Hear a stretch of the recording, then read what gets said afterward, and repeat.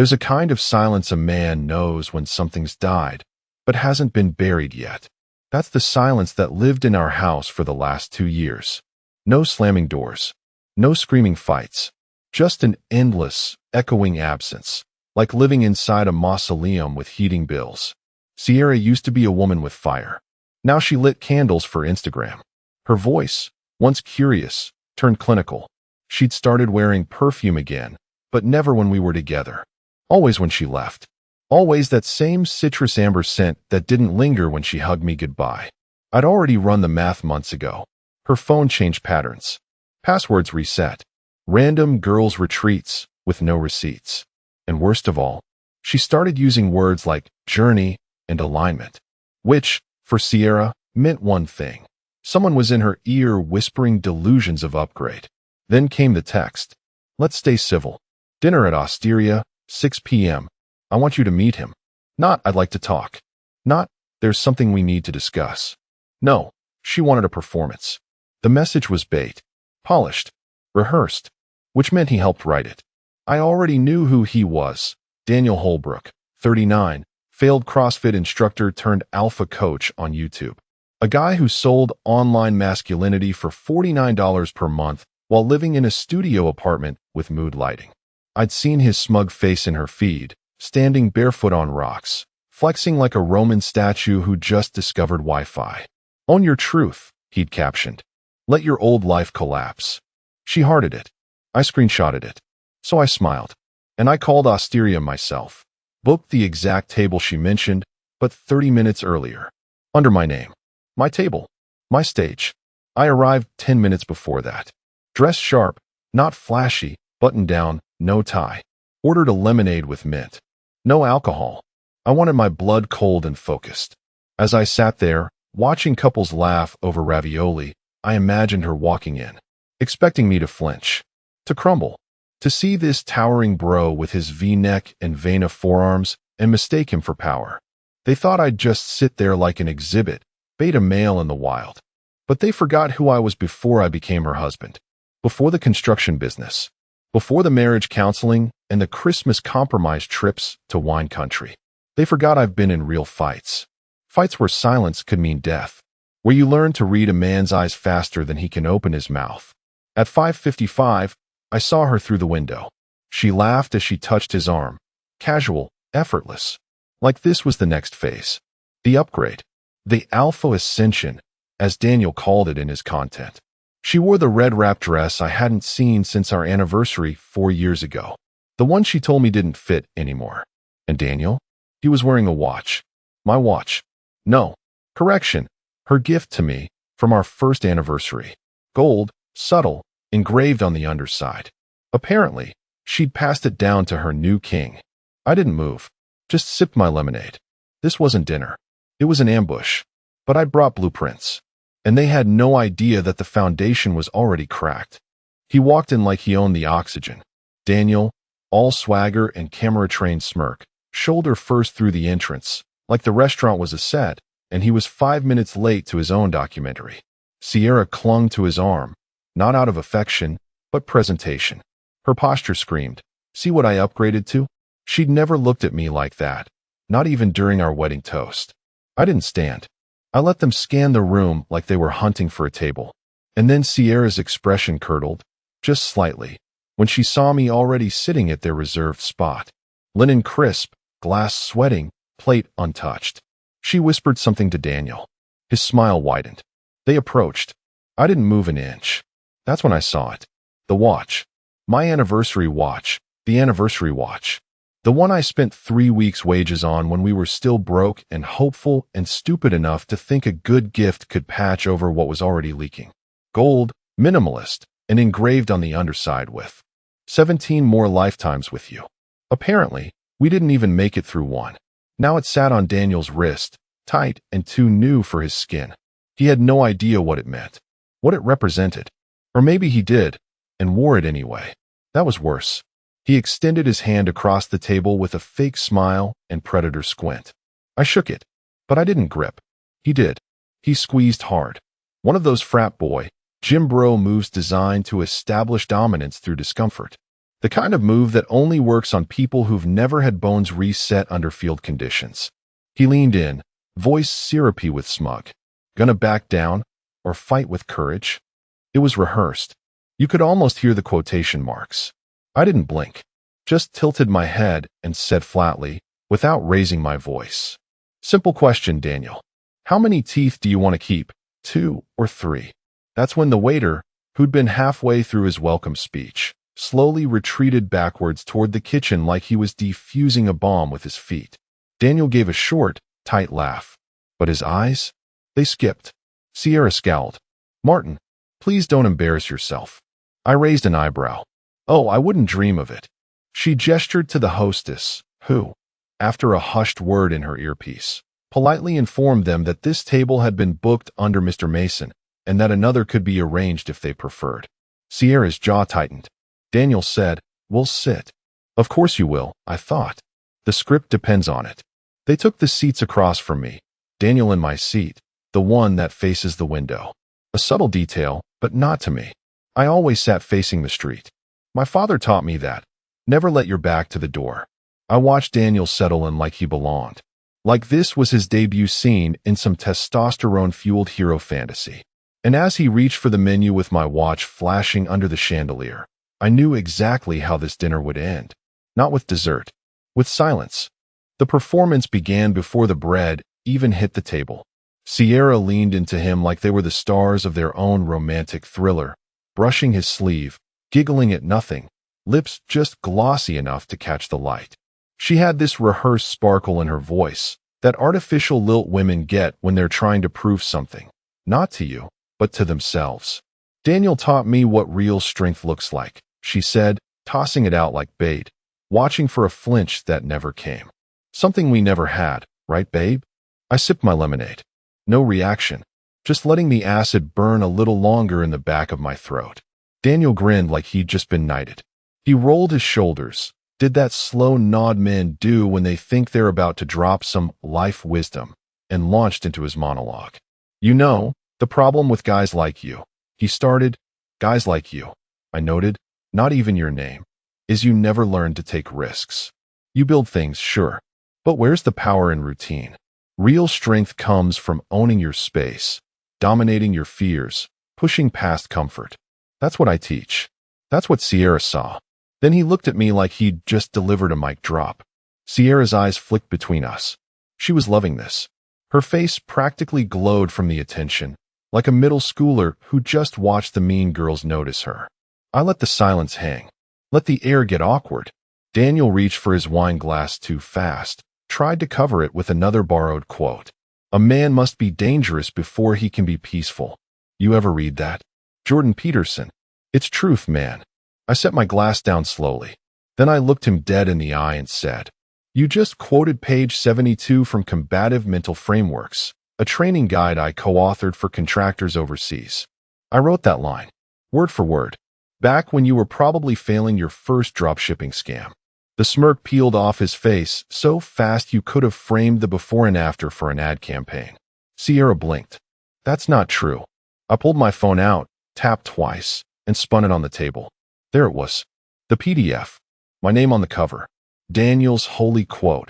Highlighted, annotated, dated 4 years before he ever grew that ridiculous motivational beard. His jaw tightened. You think that makes you better than me? No, I said, rising from my chair. That makes me the original. You're a copy. A loud one. I didn't raise my voice. Didn't push the chair in. Just stood. Calm. Steady. Not out of anger. Just done. Done letting them pretend they were impressive. Done letting this pantomime play out like I didn't already know the ending. Daniel tried to say something else, but Sierra cut in, voice brittle now. Why are you even here, Martin? I looked at her, then at him, then back at her. To remind you both, you didn't upgrade. And I left my napkin folded, untouched, right where Daniel had set his elbows the moment he sat down. Symbolic. Deliberate. The way you leave a house just before it burns down. You always this dramatic? Daniel asked, grinning like he was in on some private joke. He leaned back in my seat, still my seat, and draped his arm behind Sierra like he'd just won her in a bar bet. The confidence was forced, bloated. That smile? The kind men wear right before they realize they've misjudged the silence in the room. Come on, man. You really came here to play the brooding ex, he snorted. Relax. I'm not trying to replace you. I'm just an upgrade. I placed my hand on the table. Flat. Calm. Like a poker chip just hit the felt. You have no idea, I said quietly, what you just stepped into. He blinked once. A flicker. Then came the reflex laugh. It always comes with men like him, nervous, punchy, a laugh that's trying too hard to cover the stutter in his gut. Oh, I do, he shot back, shaking his head. You're the past, Martin. You're the guy who settled. Who gave up?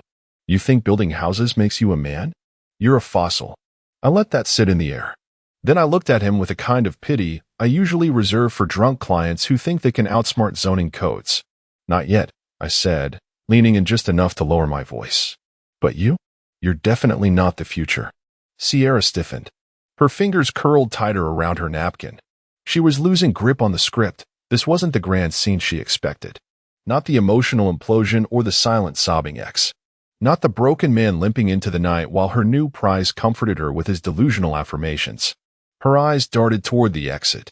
She knew the shift had started. Knew she'd backed the wrong horse. But she didn't know how wrong yet. Martin, she hissed, a crack finally surfacing in her tone. This is getting embarrassing. For who? I asked, never breaking eye contact with Daniel.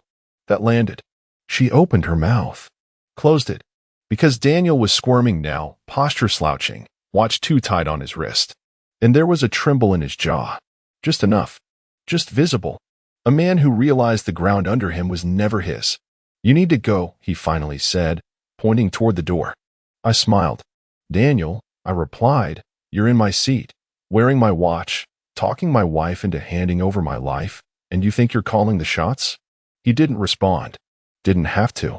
I turned to Sierra. You orchestrated this, I said. Invited me here thinking I'd crumble, that I'd finally give you the permission slip to rewrite history with this cardboard cutout next to you. She opened her mouth, but her voice cracked. Martin, this wasn't supposed to be. I know exactly what it was supposed to be, I cut in, flat and final. You brought me here to watch me shrink. Then I turned to Daniel one last time. But you should have read the room before you auditioned for a role in my story.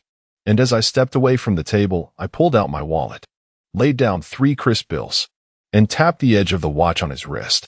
Careful with that. It's got more history in it than you'll ever understand. I didn't need to slam a door behind me, because metaphorically, I just closed it. On both of them. Permanently. He stood up behind me. I could feel it. Not through sound, but heat. The kind of heat that comes off insecure men when they realize words won't win, and they're too stupid to walk away. The chair scraped back. Silverware clinked. Glasses trembled slightly on the table. But I didn't turn. Not yet. Daniel said something low and sloppy. Some testosterone-fueled line he probably thought sounded cool in his head, but came out like a threat from a kid who watched too many mob movies. I couldn't even hear it clearly. Didn't matter. What mattered was the sudden shift in weight. The way he lunged. I'd seen it 100 times. Guys who confuse anger with power. Guys who throw a punch thinking it'll make them men. His fist came over my shoulder. Wide, slow, telegraphed like a postal package. I moved half a step to the right. Let the momentum carry him forward, right into my trap. Blocked. Grabbed. And with one pivot, I turned, hooked his arm, and slammed his body into the edge of the table with a thud that shook the wine glasses and snapped every last bit of ego right out of his spine. His jaw landed 2 inches from the edge, close enough for him to smell the lemon rind in my untouched drink. I bent low, my voice steady and surgical. I asked about teeth. He froze. Not out of pain, out of realization. His muscles locked. Breathing turned shallow. Fight or flight activated, but neither option looked good anymore. Sierra screamed. Not the performative gasp she'd rehearsed, but a jagged, startled squeal that shattered whatever fantasy she'd constructed in that twisted little mind of hers. The restaurant went dead silent. Forks stopped midair. Bread froze halfway to mouths. And even the music, that soft background jazz that Osteria always played, cut off. Literally stopped. No one moved. No one breathed. The hostess dropped her pen behind the counter, but didn't dare crouch to pick it up. Daniel twitched under my grip. I let him go. He staggered back, holding his side, gasping like he'd just gone 10 rounds, not 2 seconds. Sierra rushed to his side, frantic. Daniel, oh my God, are you okay? But he didn't answer. He just looked at me, like I wasn't a man anymore, but something older, something carved from stone, something that hadn't flinched when he came at it with all his pretend fury. Sit down, I told him, and for the first time in probably his whole pampered, selfie-snapping, motivational quote-spouting life. He did. The footsteps were quiet but urgent, soft leather shoes over marble tile, heading straight toward our table like a homing missile with a clipboard. Osteria's manager, Luciano, was a man who'd seen everything: proposals, meltdowns, rich housewives flinging wine glasses. But this had weight, different air, the kind that makes the silverware buzz before it gets loud. He stopped 3 feet away, took in the overturned chair, the spilled lemon wedge. Daniel hunched like a broken marionette, still clutching his ribs. Sierra's hand trembled as she reached for her clutch, but made no move to help him. She just looked, stunned, like she'd opened a door expecting a sunrise and found a firing squad instead. Luciano's eyes met mine. He didn't even glance at Daniel. Everything okay, Mr. Mason? Calm, flat, no panic, no performance. Just a man asking another man if the chaos was over yet. I adjusted my sleeve. Just cleaning up some trash, I said. No apology. No explanation. His lips twitched, maybe a smile, maybe a wince. Then he turned to the nearest waiter and gave a subtle wave. The blinds started closing, one by one. The sun disappeared from the room like it had been ordered out. Daniel finally stood upright, wobbling, dazed, trying to reassemble his pride from whatever shards were left scattered on the floor. His mouth opened, but nothing came out. Even he couldn't believe how fast it had flipped. How the man he mocked 15 minutes ago now owned the temperature of the room. Sierra looked at me. Not angry. Not betrayed. Just exposed. For the first time since this entire charade started, she realized this wasn't her scene. It wasn't her triumph. And Daniel? He wasn't her weapon. He was the liability she dragged into a war he wasn't built to fight. She opened her mouth to speak, maybe to protest, maybe to rewrite the script on the fly. I cut her off with a glance. Not a glare. Not a threat. Just dismissal. And she withered under it. Luciano cleared his throat. Would you like the bill, Mr. Mason? I nodded. For 3. Of course. Daniel looked like he wanted to crawl under the table, maybe out the door, maybe back into the influencer womb where words had power and fists were myths. Instead, he stayed. Because moving too fast might break the illusion that he still had some control left. Blinds closed. Lights dimmed. And from the kitchen, a waiter emerged with a clean white towel and a quiet look of understanding. Not one guest had left. Because everyone wanted to see what happened next. And that's when it hit me. This wasn't a dinner. This was the funeral for a fantasy. And I brought the damn shovel. The second the cool air hit her face, the performance snapped. Sierra spun on me like a soap opera actress 2 takes past her peak. Her heels clicked erratically across the stone as she shoved Daniel behind her like she was shielding a toddler from a wolf. You humiliated me, she shrieked, eyes wide, voice shriller than I'd ever heard it. You are a monster. Her makeup had started to betray her, foundation cracking at the corners of her mouth, mascara clumping under stress. Her composure, that polished Instagram glow, had been scraped raw in the last 20 minutes. Now she was just a woman caught mid-collapse, trying to weaponize shame before it crushed her completely. I didn't yell, didn't move, just reached inside my coat. Her eyes flinched, some part of her bracing, as if I'd pull out something dangerous. She wasn't entirely wrong. I pulled out the envelope. Cream-colored. Neat. Sealed. I handed it to her with 2 fingers like it was a wedding invitation, like we were starting over, just not the way she wanted. She snatched it like a brat grabbing a test she knew she failed but had to read anyway. No, I didn't humiliate you, I said quietly. You did that the moment you let a boy into our home and called him a man. She opened it, still shaking. Inside, neatly printed pages. Color-coded tabs. Surveillance footage, time-stamped, of Daniel entering our home while I was away at a conference she insisted I attend alone. Screenshots of messages she deleted from her cloud because she didn't know I backed up the router logs months ago. Messages with pet names, hotel addresses, and one particularly helpful selfie of Daniel in my robe, flipping off the mirror. And at the bottom, a copy of our prenup. Her signature flourished and smug, right next to Clause 14b. In the event of extramarital infidelity, spousal support shall be forfeited by the party in breach. She blinked hard. Read it again. Her voice, when it came, was quieter. Desperate. You went through my phone? No, I said, calm. I went through the Wi-Fi. Daniel muttered behind her. This is insane. I turned to him. No, this is documentation. Sierra's hands trembled as she flipped the last page. A bank statement. Just one. Her account. Zeroed. Mine? Untouched. Reinforced. Prepped. Did you drain mine? No. You did. I just moved it back. You were sloppy. She looked up at me like she didn't recognize the man in front of her anymore. Good. Because that man, the one who ignored the signs, paid the bills, gave her every chance, was dead the moment she handed him my watch. Now she stood there holding a folder that weighed more than any ring she'd ever worn, and realized that her future just got printed, dated, and handed to her by the man she underestimated for too long. Daniel tried to reclaim something dignity, maybe, or whatever scrap of masculinity he thought he still had left. He puffed his chest like a cartoon character about to bark. Shoulders high, fists clenched like he was prepping for a rematch no one wanted to watch. He stepped forward. You think this is over, old man? His voice cracked halfway through it. You could hear the panic behind the posture. I stopped mid-step, didn't turn all the way, just angled my head back, enough to see the tremble in his lip, the flush crawling up his neck, the grip he had on his own wrist like he was holding himself back for my sake, not his. I took one step back toward him. Just one. And the space between us felt like a cliff's edge. I leaned in, dropped my voice low enough that only he could hear it over the late-night traffic rolling past the curb. Try showing up again, I said, and you'll leave in an ambulance. His breath caught. Just for a second.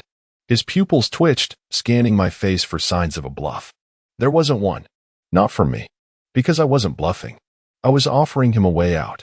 I turned again and walked. Not fast. Not theatrical. Just final. Like a door swinging shut and sealing behind me.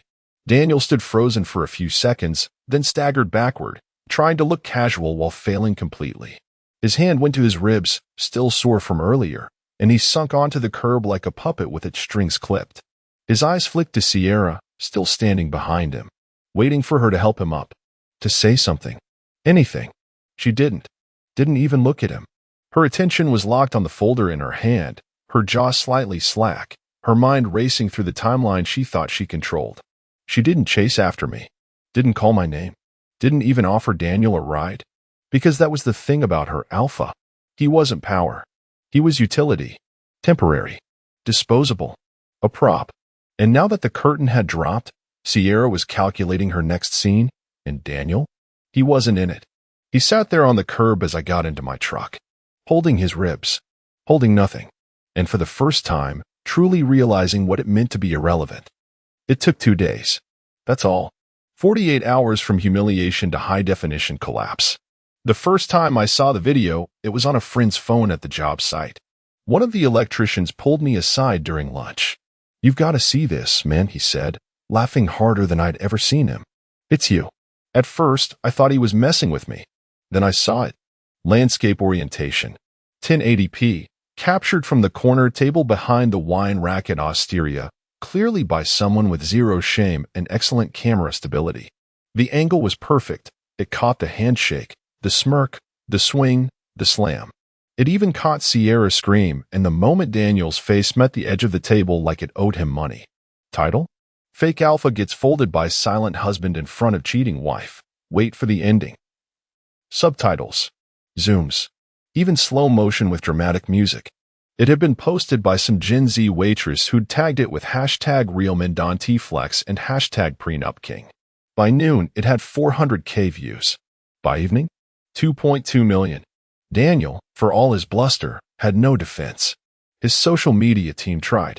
They claimed it was a private conflict taken out of context. He did a live stream from his car, eyes glassy, talking about toxic masculinity and how violence is never the answer. But the internet smelled blood. Every clip of him spouting nonsense about dominance and conquering your inner warrior was now stitched together with the moment he got folded like a lawn chair into the corner of a dinner table. Within 3 days, his TikTok disappeared. His Alpha Mastery course got flagged for fraudulent claims. Sponsors dropped him. A podcast host even titled an episode, "Daniel Holbrook, the alpha who couldn't throw a punch." Sierra didn't fare much better. Someone from HR apparently caught the footage within her department's Slack. And when they asked her about it, she said the video was deeply edited.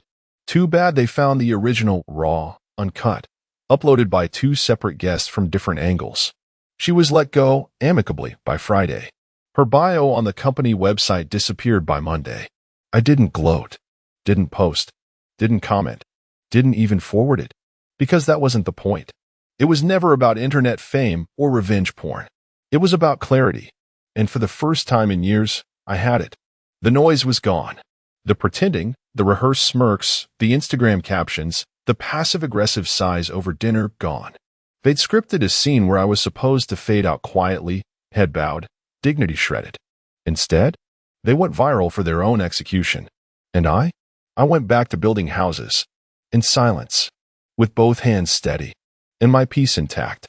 1 week later, I returned to Osteria. Same polished floors. Same jazz drifting soft from the ceiling. Same wait staff. Though now they looked at me like I was part legend, part urban myth. No gawking, just discreet nods. Respectful. Luciano met me at the door. No clipboard this time. Just a handshake, warm and wordless. "Your table's ready, Mr. Mason," he said with a subtle smile. Not the table, my table. But I didn't ask for the old one. I chose something quieter. In the back corner. No spotlight. No stage. This wasn't a performance. This was a reset. She sat across from me. Angela, a landscape architect I met on a build 3 months ago. We'd talked blueprints and irrigation lines. But there was something deeper beneath the surface. She didn't pretend to be interesting. She was real. Still. And most importantly, present. She didn't ask about Sierra. Didn't need to. She already knew the basics. Not from me, but from the internet's loud autopsy of a fantasy implosion. I never brought it up. She never pressed. Instead, we talked about stone paths, winter shrubs, and dogs that bark only when they mean it. Luciano came by once with a bottle I didn't order. A quiet 2011 Bordeaux. "On the house," he said. "For the man who made silence go viral." I raised my glass, but didn't drink right away. Angela tilted her head. "You okay?" "Yeah," I said. And I meant it. I looked around. New couples laughed, oblivious to the war that had taken place at a table just 20 feet from them. The scar was invisible now. Time repainted everything. I lifted my glass slowly, letting the stem catch the candlelight. "To the quiet ones," I said. Angela raised hers, no questions asked. "The ones who don't talk much, until the room goes silent for them." And in that moment, I didn't feel vindicated. I felt still. Not because I'd won, but because they had written me out of their story. And I had rewritten the ending in pen. She kicked the door open like she was raiding a drug den. 3:04 a.m., to be exact. I remember because I was half awake staring at the clock when she stumbled in, perfume and cheap vodka wrapped around her like a second skin. Her heels clicked across the hardwood like gunshots. She didn't say a word at first. Just tossed a manila folder onto the bed so hard it bounced. I didn't flinch. She lit a cigarette like we were in some noir movie, even though I told her 100 times not to smoke in the house. Especially not in the damn bedroom. "I'm not here to argue," she slurred. Mascara slightly melted from whatever bar bathroom mirror she'd fixed herself in before coming home. "Sign those. Or I leave right now, and you get nothing." "Got it." I sat up slowly, back creaking like a rusted hinge. She always picked fights when I was half asleep, but this wasn't a fight. This was a transaction. She had that smug tilt to her lips, the kind she wore when she thought she'd outplayed everyone in the room. A look I used to think was sexy. Now it made my blood turn cold. I opened the folder. The first page already told the story. Petitioner requests full ownership of the marital home, all joint bank accounts, both vehicles, and waives any obligation to provide support or compensation to respondent. It wasn't even legal boilerplate, it was war. She'd gotten her friend, that paralegal with a crush on her and a bone to pick with me, to draft it. Probably over cocktails and whispered gloating. My name was scrawled in faint blue ink on every page, like an obituary that hadn't been printed yet. "I had this drawn up weeks ago," she said, pacing now, hands flailing like a drunk conductor. "I just needed you to cooperate. Look at you, always so compliant." I looked at the pen she dropped on the sheets. Gold-plated. The one I gave her when she got promoted 3 years ago. Ironic. I didn't ask questions. Didn't blink. Just picked up the pen and signed my name like it was a grocery receipt. Every page. Smooth, calm, slow strokes. She watched me with that wide-eyed surprise you only get when the dog you've been kicking suddenly sits up and smiles at you. When I was done, I closed the folder and slid it across the bed. She stared at it for a second, then scoffed and grabbed her phone. "Yeah, it's done," she whispered to whoever was on the other end. He didn't even ask. He just signed, like a little puppy. "Yeah, I'll send it over in the morning." Then she hung up, exhaled like a wolf after a meal, and gave me that razor-sharp grin. "Guess I won't be needing the lawyer tomorrow." I looked at her for a long second. Her eyes were glassy. She thought she'd just finished the final chapter, but the ink hadn't dried yet. "You sure you don't want coffee?" I asked, voice flat. She blinked, confused for just a heartbeat. Then that grin returned, only now it was thinner, more forced. "Nah," she said, turning to leave the room. "I'll sleep so much better tonight." She walked out humming. Same tune she used when she cheated, something I used to hear from the bathroom when she was texting him in bed. I didn't sleep. Not because I was devastated. I'd mourned her months ago. I didn't sleep because I didn't need to. I already had what I needed. Everything I needed. She had no idea what she'd just signed, or what I hadn't. The smell of bacon hit me first. Not the kind you make because you're happy. The kind you make when you're celebrating your own twisted version of winning. The kind you make extra crispy, with music playing just a little too loud for 7:15 a.m. when you want to be noticed. I stood in the hallway, just out of view. She was in the kitchen, barefoot, robe hanging half open, dancing slightly as she flipped pancakes. Her voice floated back to me. She was on the phone. With him, no doubt. The one she thought I didn't know about. The coworker she never introduced me to. "I told you he'd sign like a little puppy," she said, letting out a cackle. "He didn't even look at the papers, Greg. Just nodded like a trained seal." Greg. Well, there it was. Name confirmed. She poured herself another mimosa, stirring it with a butter knife like a barbarian. "No, I'm serious. I think he was half asleep. Or maybe he finally grew a spine and accepted his place.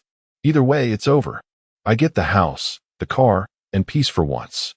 I leaned slightly to the side, watching her through the crack in the doorframe. Her hair was messy but styled messy, like she wanted to look effortlessly victorious. She looked 10 years younger. Adrenaline does that to some people. Cruelty, even more.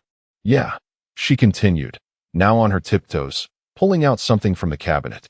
"The buyer's ready to move quick. All cash. I'm meeting him Friday. Once that's locked in, I'm done pretending." Pretending.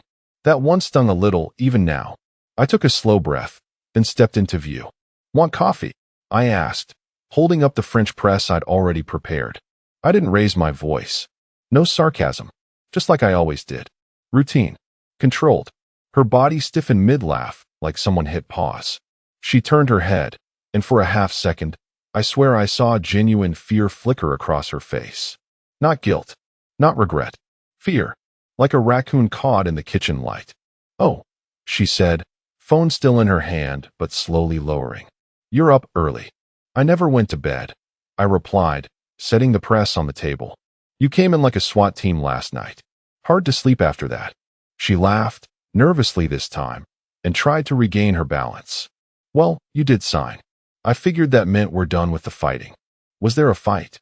I asked, tilting my head. "I thought I just gave you what you wanted."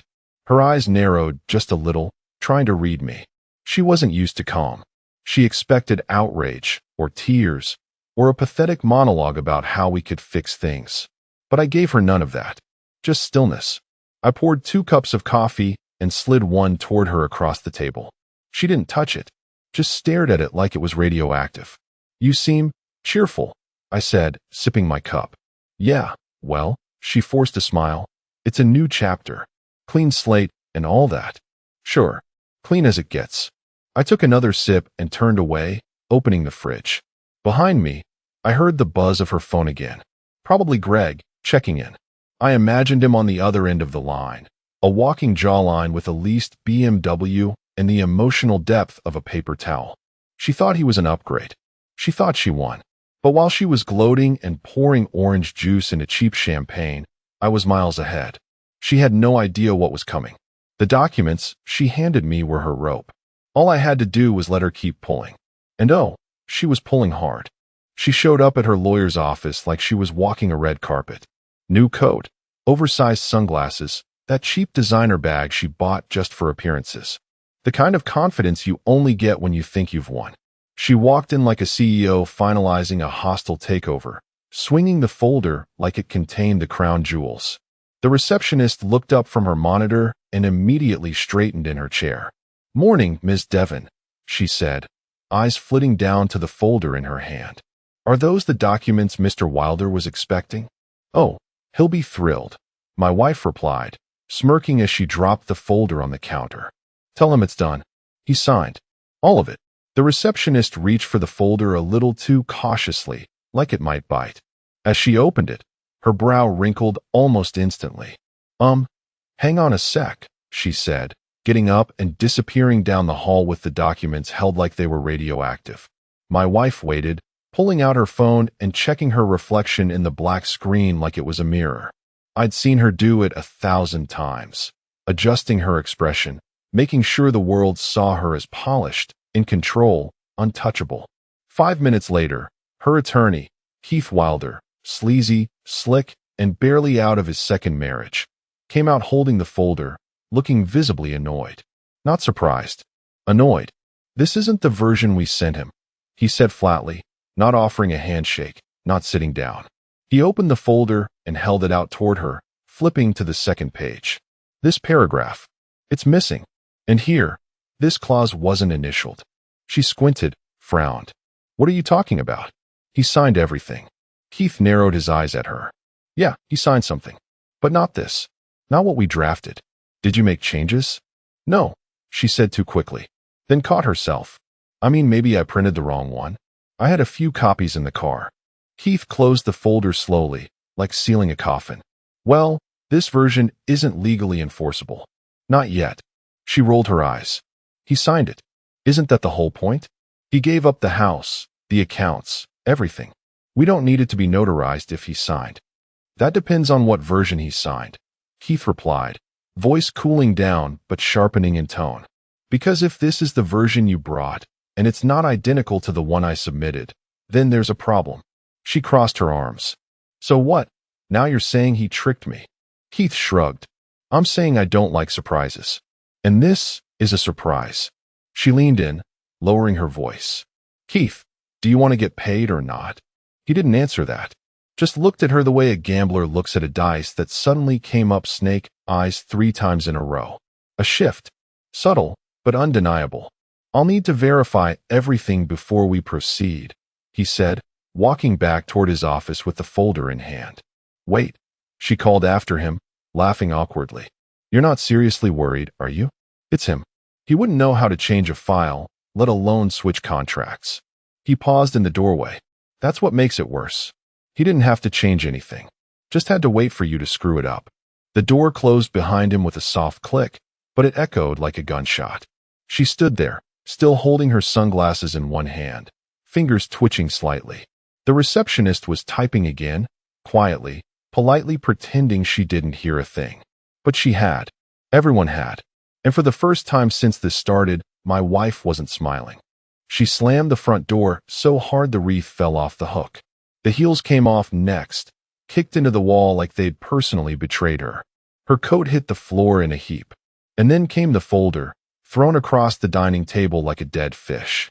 She stood there, breathing through her nose like a bull about to charge, and cracked open a fresh bottle of wine with the same carelessness you'd use to open a bag of chips. The cork hit the floor. She didn't pick it up. The papers stared back at her, her supposed victory. But now, for the first time, she actually read them. Not skimmed. Not glanced while rehearsing her smug little, "I told you so" speech. Read. Page 1, Marital Declaration. Fine. Page 2, financial disclosures. Mostly there, but something was missing. Her name was printed at the top, but my signature? Not on that page. And the initials she assumed were mine? Different pen, different pressure, a little too clean. Her smirk twitched. Page 3 was the clincher, division of property and assets. Except it was blank. Not crossed out. Not omitted with a note. Just nothing.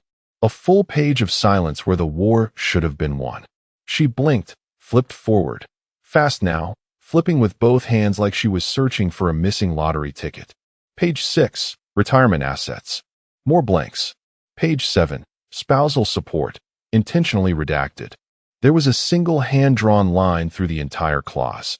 And right underneath, in small, typed font, binding only upon notarized verification of both parties present at time of signing. Her wine glass didn't make it to her mouth.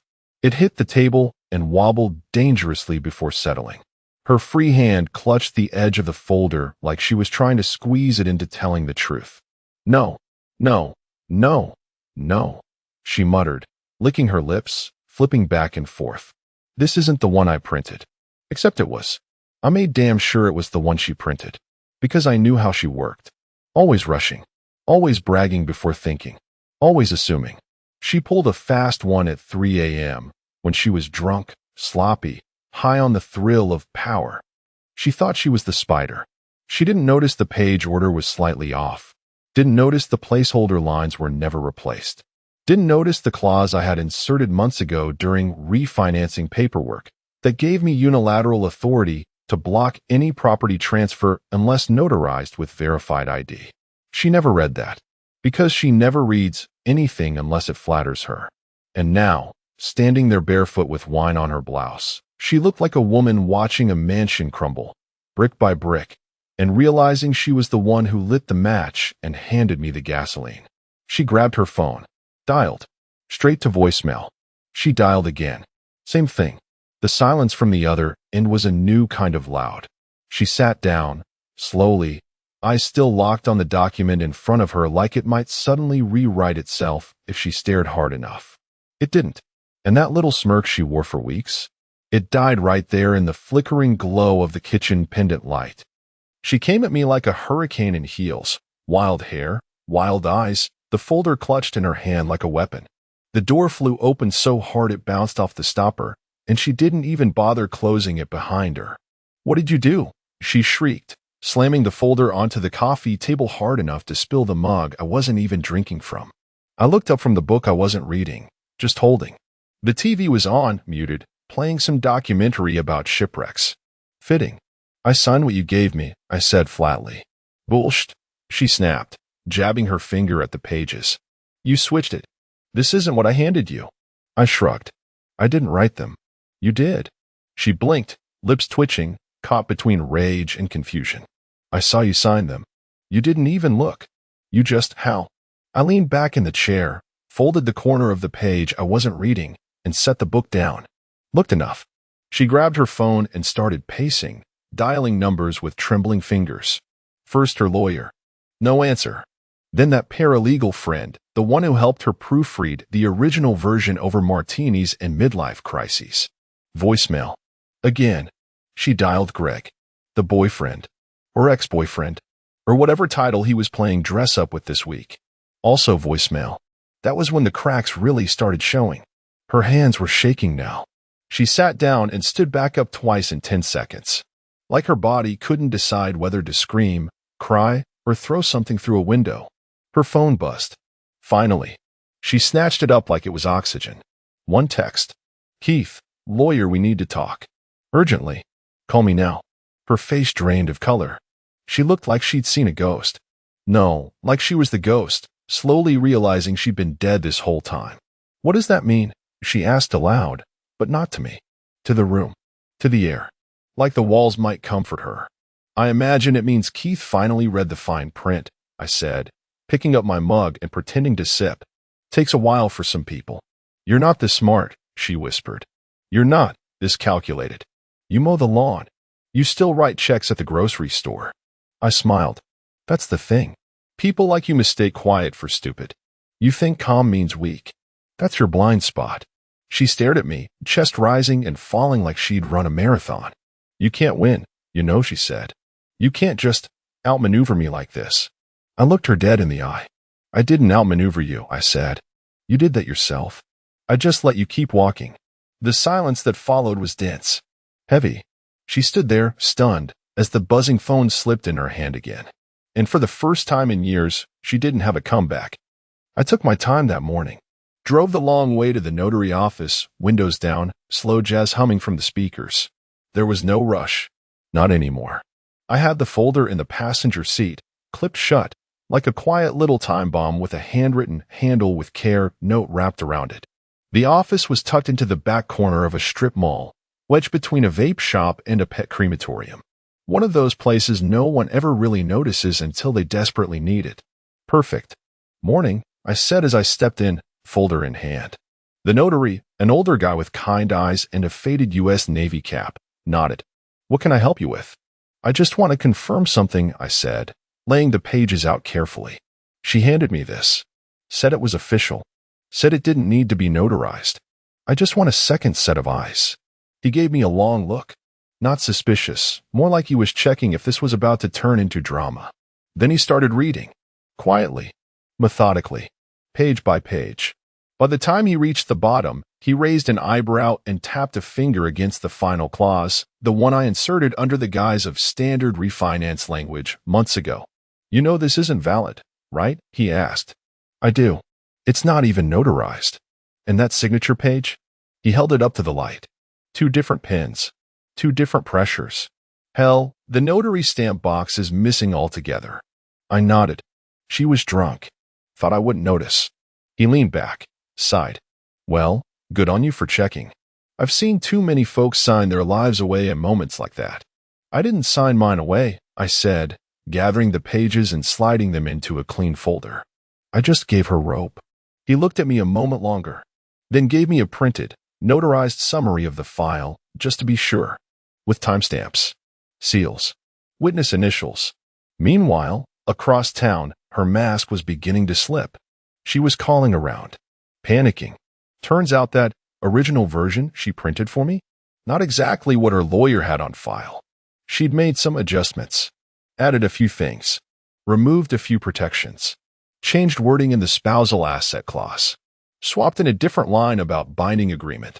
Except she didn't have the legal authority to edit a formal draft without consent. And guess what else? Her friend, the paralegal Shannon, the one who always called me sweetie, with that condescending smile, she's not just a paralegal. She's also on probation. State board audit last year. Boundary violations. Document mishandling. Now she's caught in the blast radius of a forged legal filing. I got the first email alert at 2:12 p.m. Request for information. Compliance review. 9th District Legal Oversight Committee. Apparently someone flagged the document inconsistency. She'd been so focused on humiliating me she forgot one simple truth. The legal system doesn't care about ego. It cares about signatures, witnesses, dates, ink, and hers were all crooked. I didn't tell her. Not yet. I wanted her to stew in it. To pace around that silent house wondering why no one was texting back. Why Keith had gone radio silent. Why Shannon hadn't returned her panicked voicemail from 2 hours ago. I wanted her to feel it all crashing in, not with a bang, but with the deafening absence of control.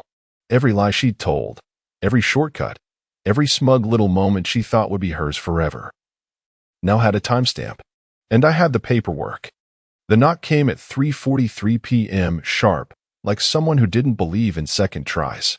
She glanced at her phone, then back at the front door. Lipstick perfect. Sweater draped just right to hint at domestic elegance. She was ready. "Here we go," she whispered, rehearsing her charm in the reflection on the hallway mirror. The buyer Greg had promised, some motivated young guy ready to pay cash, no questions asked. Her ticket out. Her restart. She opened the door with a polished smile and a breathy, "Hi there, you must be?" The man on the porch didn't fit Greg's description. Late 50s. Navy blazer. Worn but clean boots. Clipboard under one arm. No flashy car behind him. Just a dull gray sedan parked out front, dust on the hubcaps. He looked more like an inspector than a buyer. He flipped through a few papers and said, "Afternoon. I'm looking for Mitchell Devon." She blinked. Sorry, who? He looked up, unfazed. Mitchell. Homeowner. I was told he'd be here. We had a scheduled walkthrough for the property today. Title agency forwarded me the access docs. Her lips parted, but nothing came out at first. I'm Mrs. Devon, she finally said. I'm handling the sale. He glanced at her, expression unreadable, then flipped a page. According to this, Mitchell's still listed as co-owner. In fact, he held up the printout. This version of the deed was amended 2 weeks ago. Joint signature authorization. I'm not allowed to proceed without both parties present. The world tilted half an inch. That's not right, she said quickly. That's been taken care of. The divorce. Nothing's finalized on the county register, he said. And the title's active under dual control. She tried to collect herself. There must be a mistake. He signed over everything. We've got papers. The man raised an eyebrow. Papers signed. But were they filed?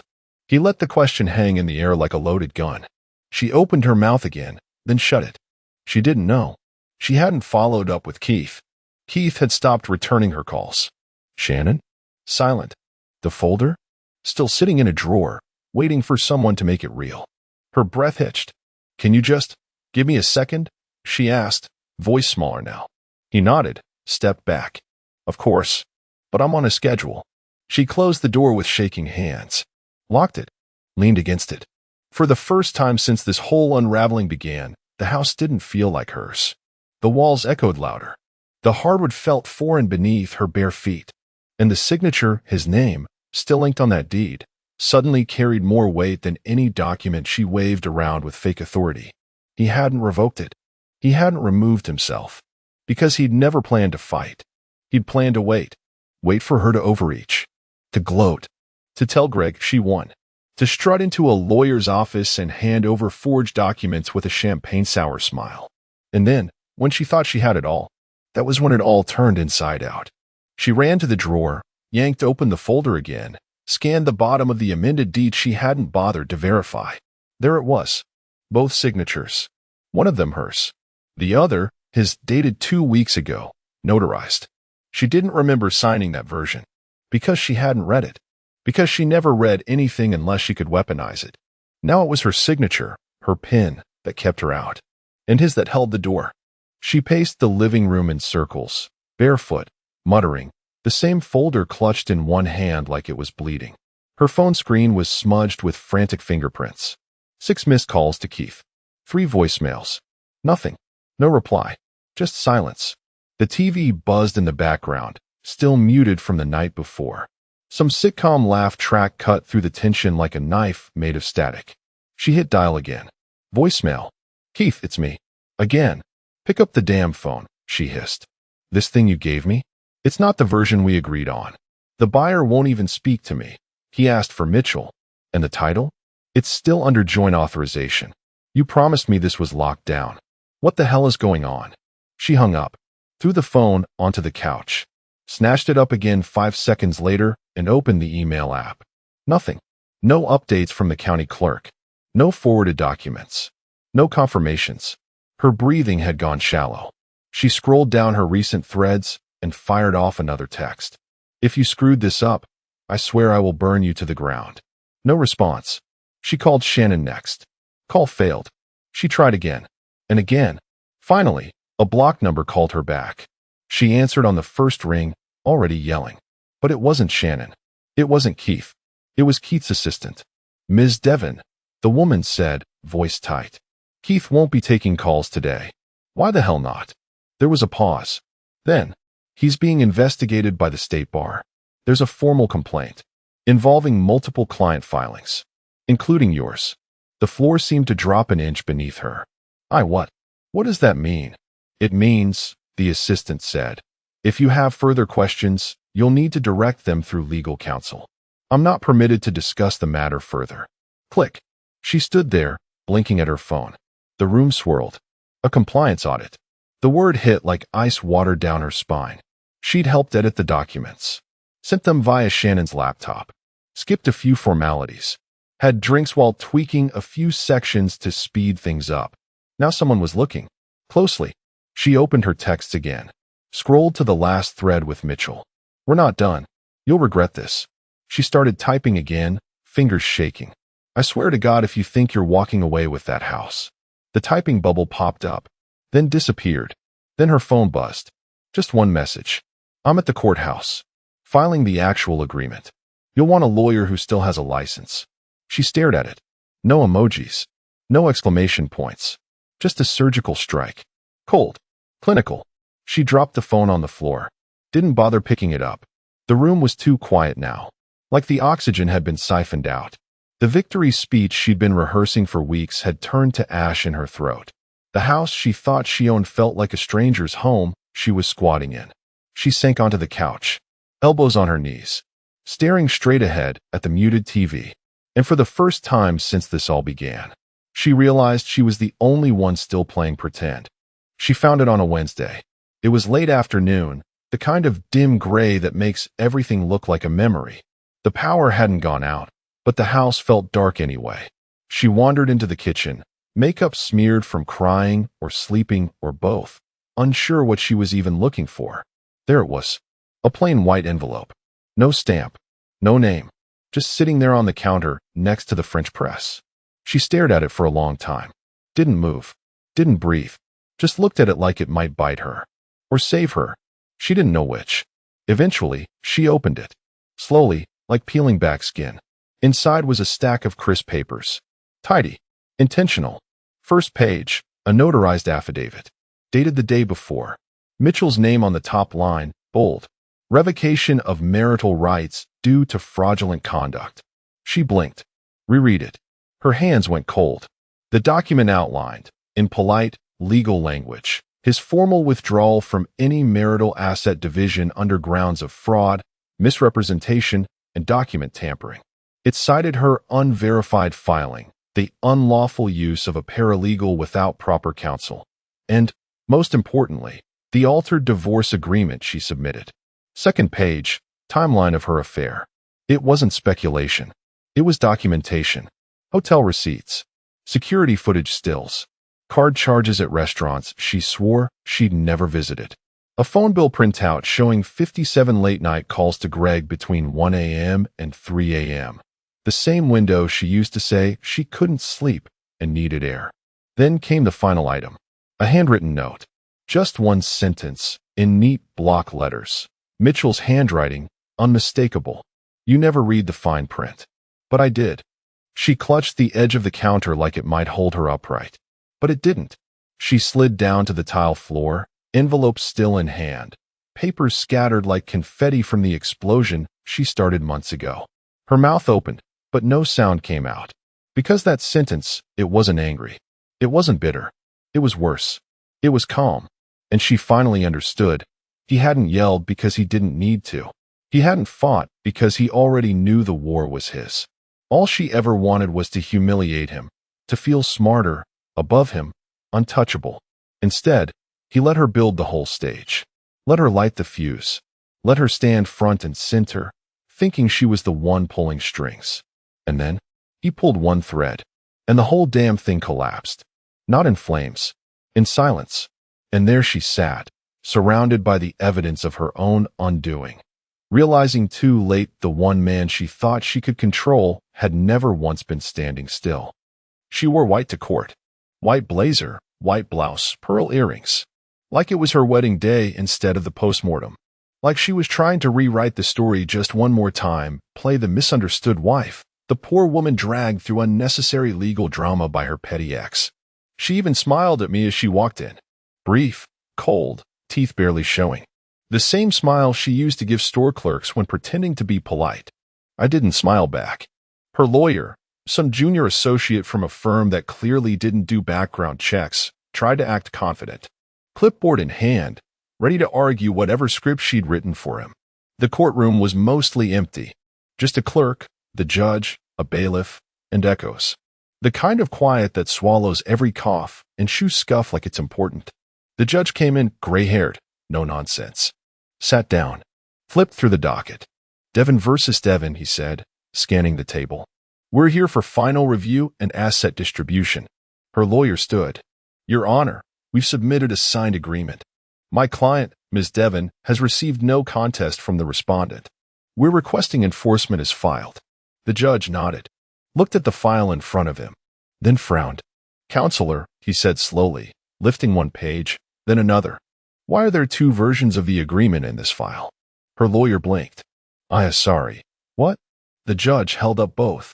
One is a version notarized and filed with the county clerk's office. The other isn't signed, with modified language and missing verification stamps. And both are claiming to be originals. This could be criminal. You could hear her heartbeat in the silence that followed. She stood halfway. Your Honor, I submitted the version my lawyer gave me. But he didn't even look at her. Which lawyer? Because these documents indicate one was filed by someone who isn't licensed to practice law. And this clause here, he pointed to the binding without notary line, was redlined in the county's version. Her own lawyer turned to her. Is that true? She didn't answer. Her mouth opened, then froze, like her brain was buffering. And then, the courtroom door creaked open, and stepped a woman in a navy suit, hair in a tight bun, no jewelry, no smile, just a briefcase and a look that could burn through concrete. My attorney. Her name? Evelyn Barrett, former prosecutor. Fraud Division. 10 years federal. She walked straight to the table and placed her case file in front of the judge without a word. The judge looked up. Ms. Barrett, are you representing Mr. Devon today? Correct, she said. We're filing for full dismissal of the contested agreement due to fraud. We've also submitted a sealed complaint regarding document tampering. Evidence has been authenticated and timestamped.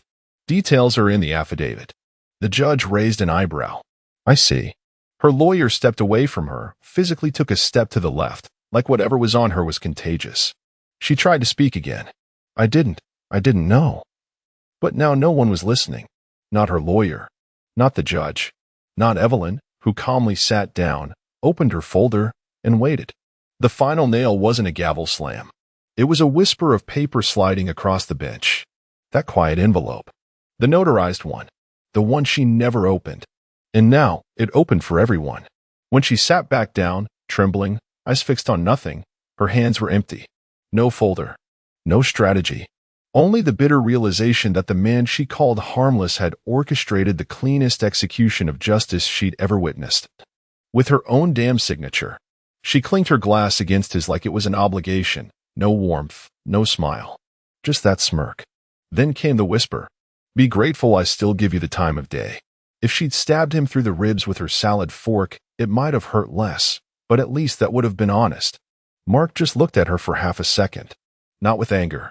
Not with hurt. Just studied her. That carefully practiced smugness. The soft curls she always redid before she ran errands. The lipstick she reapplied after checking her phone in the bathroom every time. He smiled, slowly, like he'd finally solved an equation that had been mocking him for years. Then he called the waiter. Check, please. No dessert. No coffee. Just a polite nod and a silent ride home through the flickering Chicago skyline. She tapped away on her phone the whole drive like she didn't just kill something between them. The death wasn't sudden, it had been a long, slow bleed. But now it was cold. Official. All right, fellas, quick break. We're shooting for 10K subscribers. If you're enjoying these gripping tales of betrayal, hit subscribe button, and let's get back to the story. Mark parked the car in the garage and sat behind the wheel a moment longer than necessary. Julie had already gone inside without a word. He stared at the dashboard. 35 years of being the stable guy. The house guy. The fix the leaky gutter and never complain guy. He walked inside, hung up his coat, and heard the shower running upstairs. He didn't go to bed. He walked down the hallway to his study. You'd never know that room carried weight, just an old oak desk, a wall calendar still on May, and a printer that never really worked right. But the drawer on the right, third one down, now had everything. Julie thought Mark didn't notice much. That was her first mistake. He opened the drawer, carefully pulled out a small black pouch and placed it on the desk. Then, from beneath a stack of HOA minutes and tax forms, he retrieved something wrapped in plain tissue, an envelope already addressed in his neat block letters. Her name, underlined once. He opened it, double-checked everything. Inside, a flash drive with recordings, GPS logs, a copy of the prenup, marked in yellow highlight, and a handwritten note. The note wasn't angry, not bitter. It was surgical. Julie, You always thought I was boring. You said I was predictable. You called me a habit, like I was a chore. Maybe I was. But at least I was honest. What's inside this envelope is your mirror. You don't have to explain anything. This isn't a negotiation. This is just me, finally listening to you. You're free now. He closed it, resealed the flap with glue, pressed it flat, listened to the water still running upstairs. He walked to the bedroom. Her robe was draped across the chair, her towel on the edge of the bed like it always was. He placed the envelope right on her pillow, then walked downstairs, poured himself a bourbon, just one finger, and sat quietly in the dark living room. The only sound was the ticking of the wall clock, a wedding gift they hadn't touched in years. At 3:11 a.m., he stood, took one last look at the wedding portrait that still hung on the staircase wall, two kids, too hopeful to know what life was going to do to them, and walked out the front door. The city was asleep, but he wasn't. He drove north. No music, just the steady hum of a man finally in motion. By the time Julie stepped out of the shower, her world was still intact. But by the time she found that envelope, it wouldn't be. She stirred once in her sleep, turned over, muttered something incoherent. Mark didn't move. He stared at the ceiling, hands folded on his chest like a man waiting for burial. Her breathing, steady, untroubled, filled the silence between them like a taunt. She had no idea. Not about the receipts he'd been collecting for months. Not about the unexplainable cash withdrawals or the sudden spike in boutique hotel loyalty points under her name. Not about the car's GPS module he'd installed under the rear bumper, originally to help her avoid traffic, she thought. She used to thank him for his tech tricks. Now it just painted a map of betrayal in bright red pins. But none of that kept him up tonight. What kept him up was the moment in July when she came home from a spa retreat and forgot to take off the hotel bracelet on her wrist. It read Harborview, room 804. He looked it up. No spa, no retreat, just an upscale hotel with weekend packages for couples. He hadn't said a word, just smiled, let it all soak in. Because Mark was done guessing. He'd spend a lifetime building bridges, patching things, fixing leaks before the water rose. But some things aren't meant to be fixed. Some things need to collapse. At 3:11 a.m., he swung his legs over the edge of the bed. The floor was cold. She didn't stir. He walked to his study in the dark. No light. He didn't need it. He could find that drawer blindfolded. He sat at the desk, opened the envelope for the last time, and checked it all again. The flash drive, labeled Julie, listened carefully. 3 pages, timestamps, locations, dates, all cross-referenced. The letter, 3 paragraphs long, and somehow colder than silence. He didn't rush. He had rehearsed this in his mind for weeks. He sealed the envelope, wrote her name in sharp, heavy strokes. Julie. Back in the bedroom, her hair spilled across the pillow like nothing had changed. Mark laid the envelope gently beside her head, inches away. She flinched once in her sleep, but didn't wake. He stood there for a few seconds, not to savor it, not for some dramatic pause, just acknowledging the moment. Like standing over a casket, knowing the person inside isn't who you thought they were. Then he picked up the small go bag he'd packed 2 nights ago and walked down the stairs. Quietly. The house felt colder now. Like it knew. He stepped outside. The sky was still ink black, no hint of dawn yet. He unlocked the car, set the bag on the passenger seat, and started the engine. The address was burned into his brain. Winnetka, Route 43, right at the green mailbox. His brother's cabin. A place untouched by Julie. As the garage door rolled up, Mark took one last look in the rearview mirror, not at the house, but at the life inside it. The predictable life. The careful life. The habit. He didn't drive away fast. He didn't blast the radio or cry into the steering wheel. He just pulled into the street like a man leaving a job he'd outgrown. Because in that bed upstairs, Julie thought she still had the upper hand. Thought she still had options. But Mark was already gone.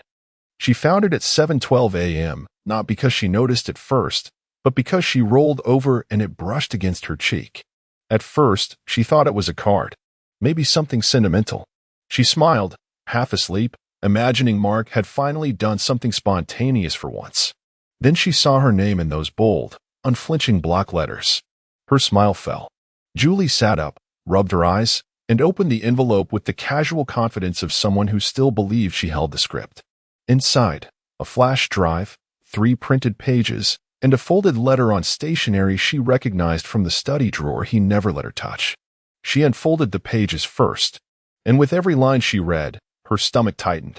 The GPS logs were organized like a crime scene, columns of dates, times, coordinates. Some stops as short as 20 minutes, some stretching overnight. The locations were uncomfortably precise. Parking spot numbers, unit addresses. Her car had betrayed her. Or maybe it was Mark who'd finally stopped playing dumb. She flipped to the next page, audio transcript excerpts. Julie. No, he's not exciting. He's safe. Like a bank vault. I stay for the house, okay? He's dull, but stable. Male voice. Laughter. Still. Kind of amazing you haven't gone insane. Julie. Oh, I have. I just hide it better than him. The dates were recent. One of them, she remembered clearly, was the night she claimed she had a late-night work strategy session. She had, in fact, been in a high-rise condo near Lakeview, sharing wine and snide remarks on Mark's predictability while someone else unzipped her dress. Then the third page, a scanned copy of their prenuptial agreement, highlighted in angry yellow. Clause 12. Disparagement, verbal or written, of spouse or spouse's character, if documented, voids all financial entitlements effective immediately. She blinked. Reread it. Then reread it again. Disparagement. Documented. Void. She lunged for the flash drive, plugged it into her laptop with shaky hands, already guessing what she'd find but praying it wasn't as bad as the paper trail. It was worse. Folders. Labeled. 1. GPS sync. 2. Audio captures. 3. Prenup and legal docs. 4. For your clarity. She clicked open the fourth one. It contained a short video file. No title. Just a still frame of their bedroom, camera angled slightly from the bookshelf. She hit play. There she was, in a silky robe, pacing, talking on speakerphone to someone she thought she trusted. Julie. I mean, he's not a man. He's a project manager who just never stopped managing things. I swear, sometimes I fantasize about unplugging his alarm clock just to see what would happen. A laugh on the other end. Julie, laughing. God, I sound like a monster. Voice, nah. You sound married. Julie slammed the laptop shut. Her hands trembled. The robe she still wore suddenly felt suffocating. She looked around the room, scanning for cameras, microphones, tripwires. She yanked the dresser drawer open, flung open the closet, checked under the bed like a child convinced the boogeyman had moved in. But it wasn't paranoia. Not anymore. It was evidence. And Mark didn't yell. He didn't accuse. He didn't even give her the decency of a confrontation. He documented. Meticulously. Quietly. Legally. She fumbled for her phone, called his number. Straight to voicemail. Mark. What the F is this? You're being insane. Call me right now. No response. She called again. This isn't funny, Mark. You went through my stuff? My conversations? This is criminal. The third voicemail was quieter. Pleading. Can we just talk? Please. I didn't mean all of it. You're blowing this out of proportion. But the message on the screen didn't change. Voicemail. Not delivered. No signal. He was gone. Physically, emotionally, legally. And she'd just discovered the real Mark. The one who smiled at her over anniversary wine while carrying a loaded gun of facts. She stared at the flash drive. Her voice, her words, her laughter, weaponized against her. No drama. No shouting. Just a quiet detonation and the slow, choking fallout. The first call came at 7:43 a.m. Mark's phone buzzed quietly against the leather seat beside him. He glanced down, saw Julie, and let it ring out without touching it. The car was warm, the engine idling outside his attorney's office, and the early June sun filtered through the windshield like nothing had changed. But everything had. The second call came less than a minute later. Then a third. Each time, the voicemails grew shorter, more desperate. He could almost script them in his head. Call 1, rage. Call 2, damage control. Call 3, faux remorse sprinkled with gaslighting. Call 4, probably tears. But he wouldn't be around to hear that one. Mark stepped out of the car, straightened his jacket, not for style, but because he always had, and walked into the office building like he was running an errand, not detonating a marriage. Upstairs, the lawyer was already waiting. Richard Cobb, divorce, estate, trust law. Mark had met him 6 weeks ago, scheduled under a fake name the first time. Cobb never asked why, just handed him coffee and told him everything he needed was already in the system. Now they were finalizing it. Power of attorney, transferred. Estate trust, updated. House deed, reassigned to the foundation account. Prenup documentation, attached. Trigger clause, active. You sure about this? Cobb asked, gently, tapping the signature line with a silver Mont Blanc. Mark nodded once. No hesitation. Not just for now, Cobb clarified. This isn't a temporary shield. This means you're out. Fully. Permanently. You're transferring control of every joint asset into your private trust. She can't touch it. That's the point, Mark said quietly, signing his name with clean, steady strokes. She already touched everything else. Outside the window, the city buzzed like always. Buses, commuters, the grind of people pretending things were fine. But Mark didn't pretend anymore. For once in 35 years, he wasn't fixing anything. He was removing himself from the wreckage. Meanwhile, Julie was unraveling. Her first voicemail was explosive. Mark, what the hell is this? Seriously? A flash drive? You've been spying on me like some deranged lunatic? Are you out of your mind? The second one shifted tone.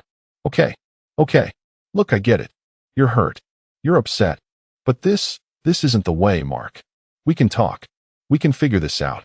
It didn't mean anything. She emphasized mean like it erased the actions. Like her words were just air, not daggers carved into MP3 files. Then the third voicemail. You're really going to destroy everything over this? What a few bad jokes. A night or two I needed space. I was lonely. You work all the time. You don't even look at me anymore. Oh, the classic pivot. He was the problem now. The ghost who built the house, paid the bills, and asked nothing more than honesty in return. Somehow, his silence was now abusive. He didn't respond. He never would. Back in the office, Cobb clicked through the final digital forms and printed 2 hard copies. Mark signed each without reading. Not because he didn't care, but because he already had. Every clause, every number, every footnote had lived in his mind for weeks. All Julie had to do was say one sentence wrong, and she did. Be grateful I still give you the time of day. That was the match. Everything else, the calls, the files, the sex that came back on her skin like someone else's cologne, was just gasoline. Mark stood, shook Cobb's hand, and picked up the folder with his trust paperwork. Clean. Cold. Final. As he stepped into the hallway, his phone buzzed again. Julie. 4th call. He watched it ring for a moment. Then he powered the phone off completely, slipped it into the glove compartment, locked it, and slid the key into his coat pocket like burying a body. Because Julie wasn't calling to apologize. She was calling to undo the thing she thought she still controlled. But the switch had already flipped. The house wasn't hers. The money was locked. The facts were documented. And Mark? He wasn't the man lying beside her anymore. He was the man who had left the building. Julie's first move was denial. Then panic. Then strategy. Her version of it, at least. She sprang out of bed like the house was on fire, flung open her laptop, and started scrubbing. Photos, gone. WhatsApp messages, deleted, then double-checked for residuals. She logged into an old Proton Mail account she thought no one knew about and began archiving threads between her and Alec. Alec, a name Mark never once mentioned. Because he didn't have to. Her fingers moved fast, her eyes wild. She updated passwords, revoked location sharing, deleted calendar invites she thought might link them. It was frantic, sloppy work, like a thief returning to a store hours after being caught on camera. What she didn't know was that Mark had already done the real cleanup for her. 2 nights before the anniversary dinner, Mark had drafted a polite, professional email. It was addressed to HR, legal, and 3 board members at the firm he'd retired from a year earlier after 34 years of spotless service. He attached a zip folder. Inside, photographic logs of her car at Alec's downtown condo. Screenshots of messages cross-referenced with employee ID numbers. A 15-second audio clip of Julie, casually discussing Alec's influence over project bids and how it helps having someone on the board who still wants to undress me with his eyes. And a cover letter, short and razor-sharp. I resigned in good faith. I still believe in the company's integrity. I thought you should know who's currently compromising it. No anger, just delivery. Julie thought she could get ahead by scrubbing the surface.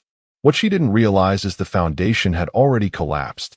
That afternoon, her phone rang, not from Mark, but from a restricted number. HR. They wanted her in the office. Unusual documentation had surfaced regarding her relationship with Alec. Her blood went cold.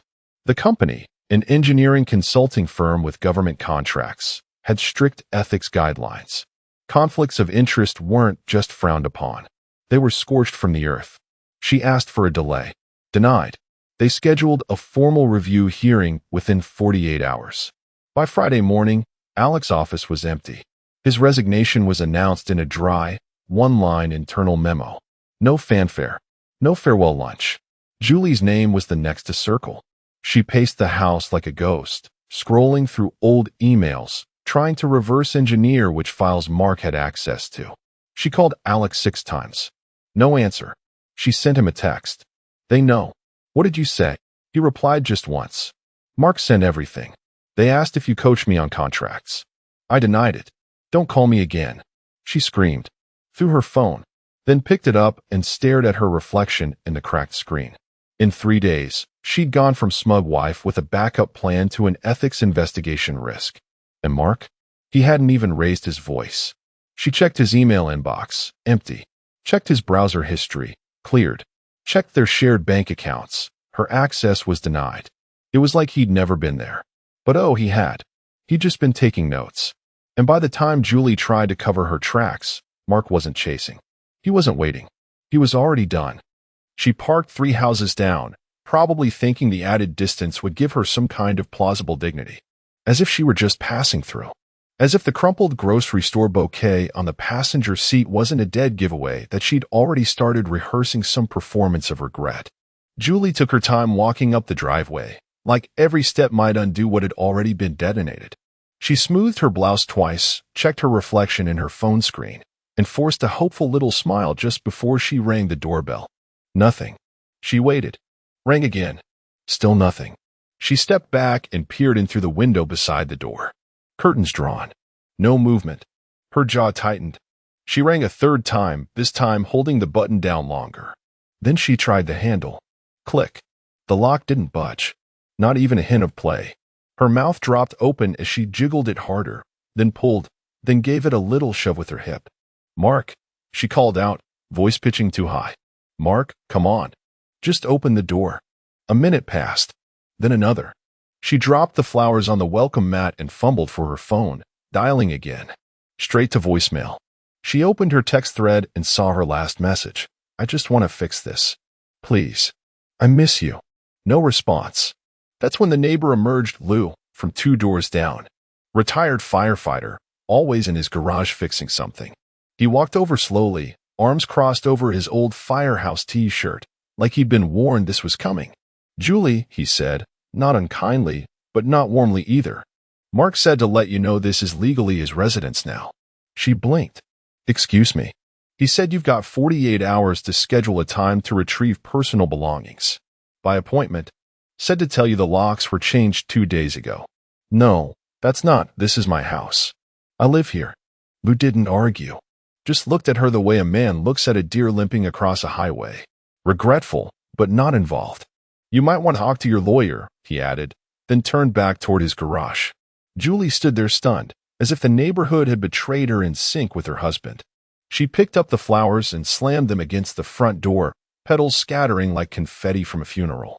Then she leaned her forehead against the wood, whispering, please, please, please, like the house might take pity. It didn't.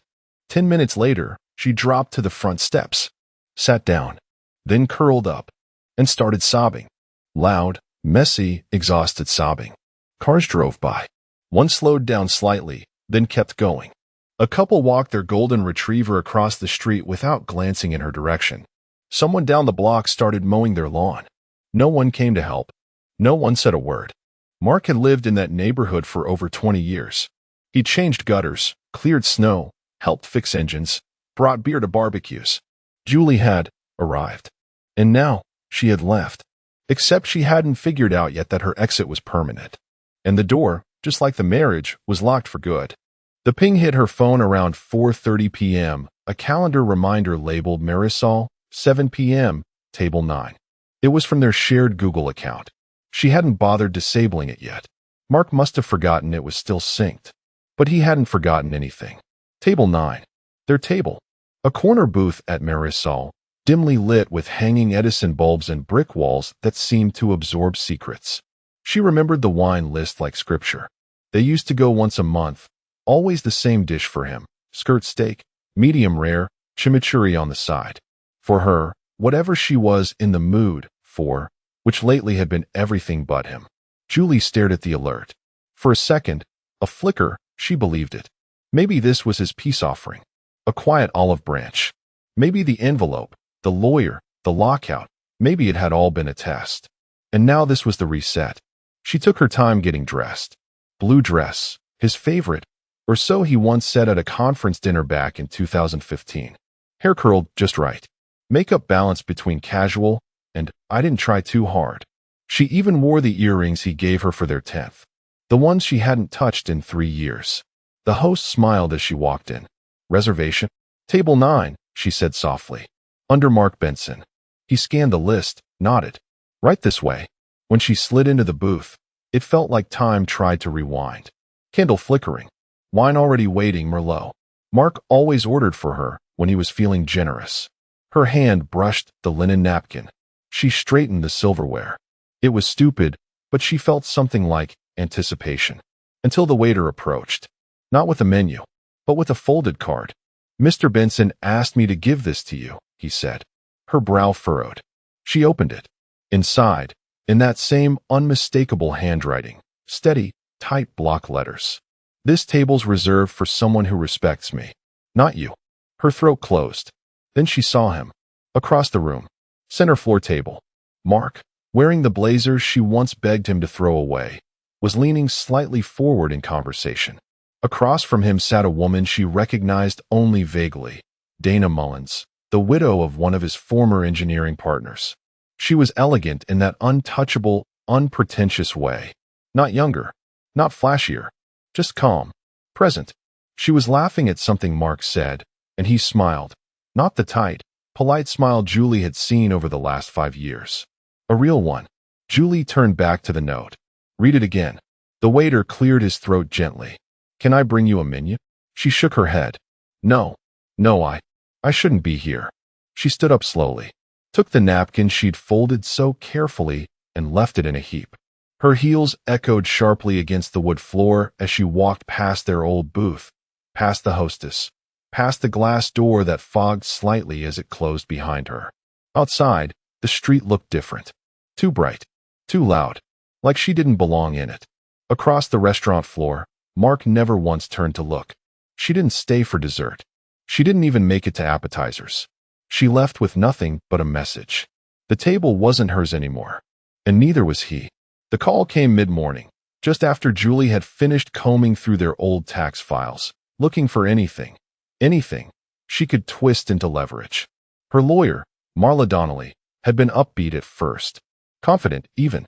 Prenups are rarely bulletproof, she'd said, especially ones drafted that long ago. Julie had clung to that line like a lifeline, but now Marla's voice was tighter, slower. I just got off the phone with Mark's counsel, she said.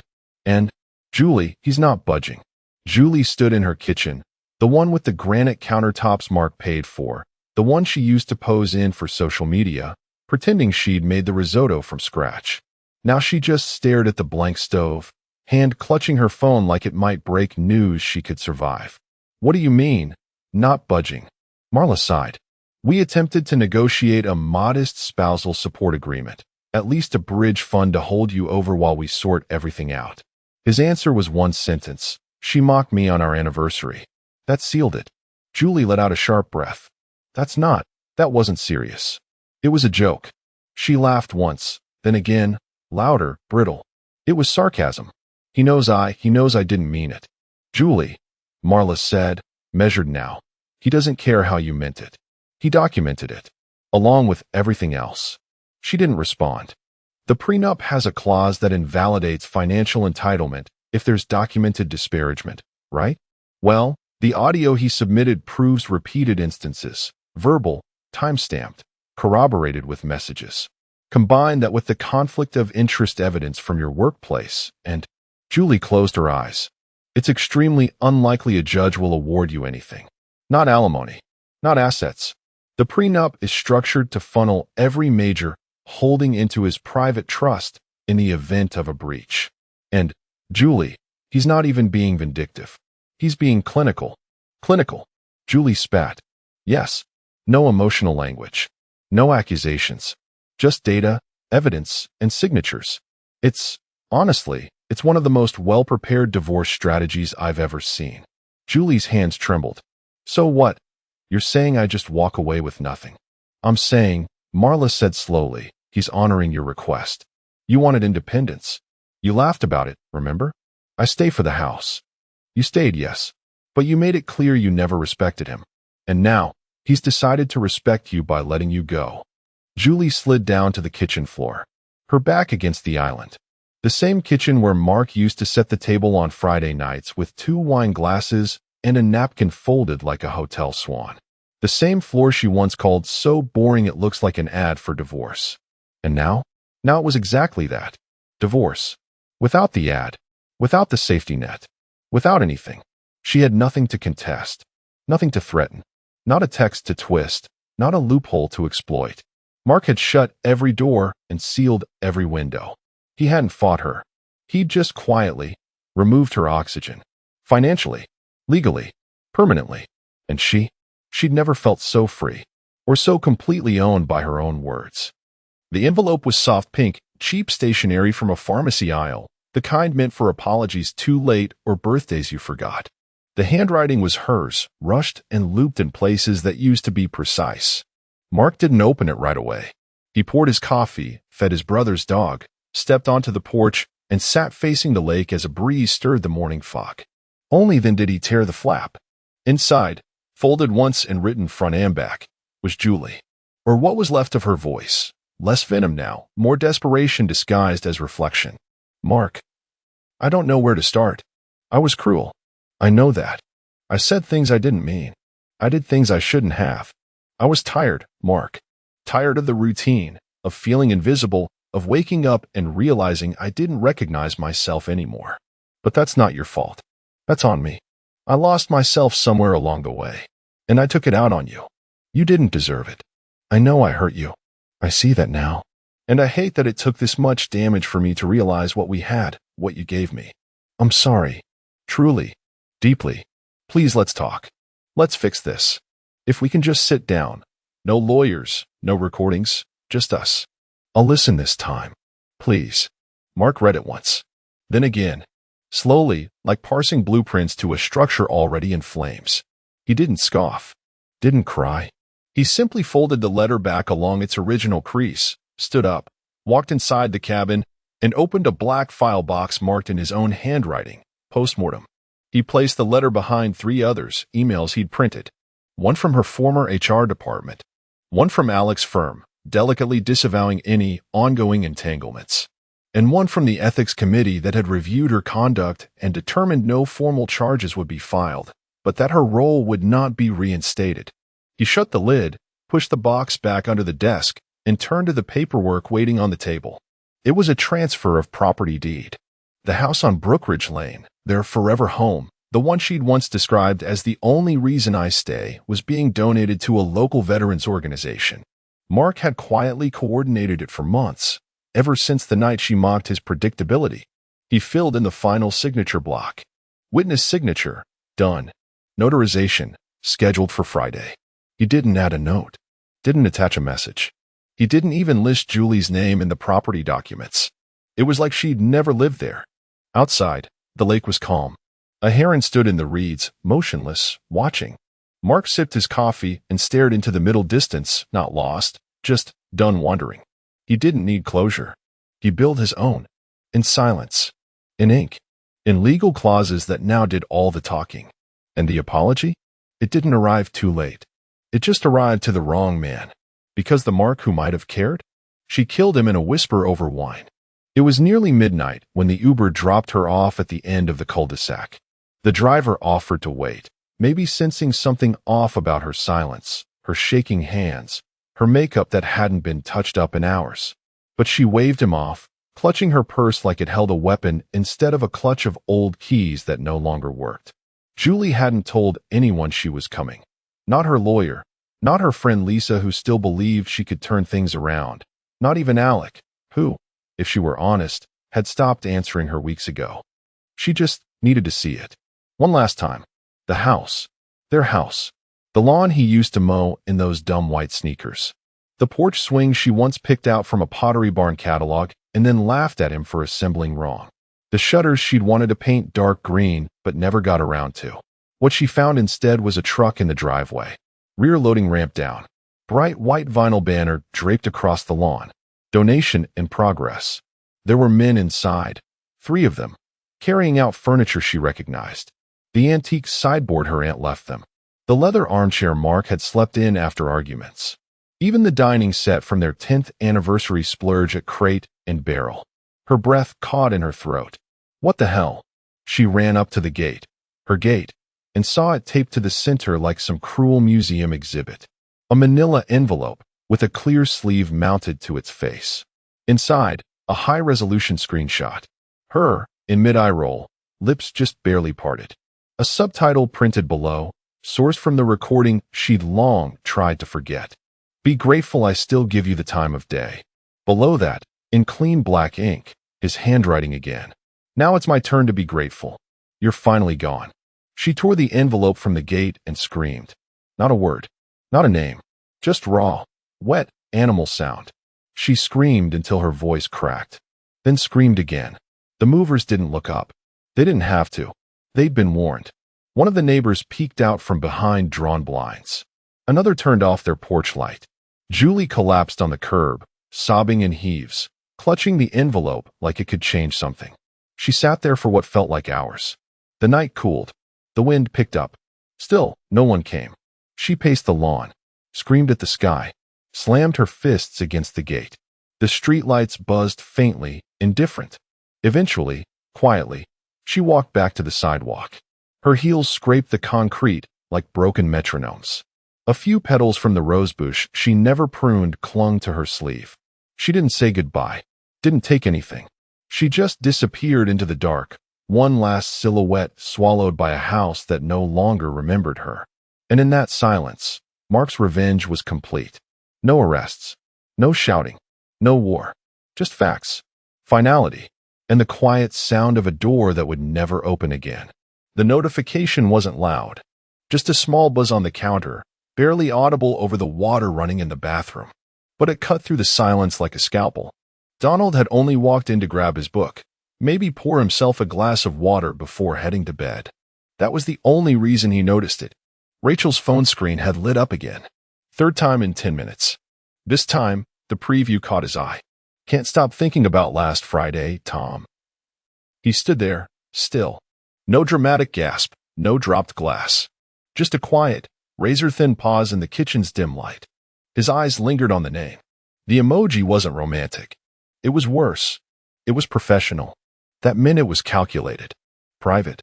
Someone she knew well enough to disguise under the pretense of something routine. But the message? That wasn't a colleague checking on a case. That was someone remembering her body. Donald didn't touch the phone. He didn't need to. He simply turned, walked to his study, and opened the laptop that hadn't been touched in 3 days. Rachel never logged out. She never cleared her synced accounts. She assumed he didn't care. That was her mistake. Within 2 minutes, he was inside her email. What he saw made his vision go quiet. Not blurry, not shaky, just quiet. Like someone had slammed a thick glass dome over his head and pulled the world away. 2 inboxes.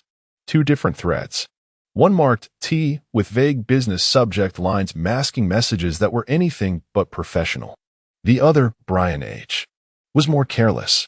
Sloppy, a string of late-night emails with subject lines like, miss you already and you awake. Brian was their so-called family friend. Hiking trips, dinners, poker nights. Donald had once fixed the guy's broken garage door. And now he was reading about how Rachel wanted to escape the monotony with him, how she was so tired of living like a wife on standby. Worse, she was feeding them both the same poison. Word for word in some cases. You're the only one I can really talk to. I feel like you're the only person who actually sees me. Both men were being spoon-fed the same scripted intimacy, each believing he was her escape route. And Donald? The background noise. The dependable wallpaper she wrapped her lies in. He read for 15 minutes. Not all at once. He'd pause, scroll back, reread a line just to be sure he hadn't misunderstood. Then he'd move to the next thread. Over and over. A ping in her inbox interrupted him at one point, another message from Tom. He didn't open it. He didn't need to. He was past curiosity now. Past pain, even. When the shower stopped upstairs, Donald closed the laptop. Not hard. No slamming. Just gently, as if sealing a box of broken glass. He sat still for a moment, let the cold air sink into his skin. Then he stood, walked to the kitchen, and opened the cabinet above the fridge where they kept the good stuff. The stuff they were saving for something special. He uncorked it without hesitation. The ice tray clinked once. He didn't drink to forget. He drank to slow everything down, to let his brain catch up. And as he stared through the kitchen window into the black void outside, he didn't think about confrontation. He didn't think about screaming or crying, or any of the cliché emotional meltdowns that might have made sense in a movie. He thought about pressure points, leverage, timing. He thought about Tom's name on those company documents Rachel had once asked him to print when her firm system was down. He thought about Brian's fragile ego and how he always seemed to need to prove himself at dinner parties. He thought about how Rachel never changed her passwords, how she trusted routines more than people. Rachel walked into the room 5 minutes later, towel in her hair, pretending like everything was the same. She kissed his cheek, smelled like coconut shampoo, and said, "You're still up." Donald took a slow sip of whiskey, smiled, just couldn't sleep. She didn't notice anything in his tone. She didn't ask what he'd been doing. That was her second mistake. And when she turned to go upstairs, he looked at her and thought, "I wonder how calm you'll be when I pull one thread and your entire life comes apart in public." He said nothing. He followed her to bed. But in his mind, something had shifted, irreversibly. The betrayal wasn't the worst part. It was the arrogance. And she had no idea she'd just entered the arena. Silently, Donald began to plan. He started with the firm's website, not out of naivety, but because people like Thomas always loved being seen. Photos from charity galas, black tie mixers, leadership panels. There he was, Thomas B. Callahan, senior partner, community advocate, devoted husband and father of 2. There was even a press release congratulating him on securing a massive international merger. It was accompanied by a photo of him smiling alongside Rachel, her hand resting a little too comfortably on his forearm. Donald didn't react. He bookmarked it and moved on. LinkedIn, public records, bar association listings. Thomas had his claws in half a dozen LLCs, all seemingly unrelated. But one name kept repeating as a registered agent.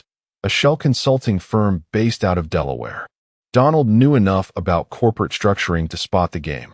Paper-thin companies used to move money between accounts, hidden in a fog of professional jargon and friendly invoices. He kept a spreadsheet open as he worked. Columns labeled, entity name, transaction type, date, connection to Thomas, risk flag. Each entry was like a brick being placed into a foundation. He wasn't sure yet what kind of structure he was building, but he knew it would be the one Thomas fell from. Brian was easier, much easier, too eager, too loud, too hungry to be discreet. His Instagram was a mess, half motivational quotes, half blurry gym selfies with comments from women young enough to be his interns. He'd recently taken a trip to Cape Cod, tagged a woman named Jenna. No last name. But Donald noticed a detail she probably hadn't meant to post. A firm-branded lanyard tossed on the hotel nightstand. A close-up of a cocktail, her name badge just barely in frame. Jenna, R.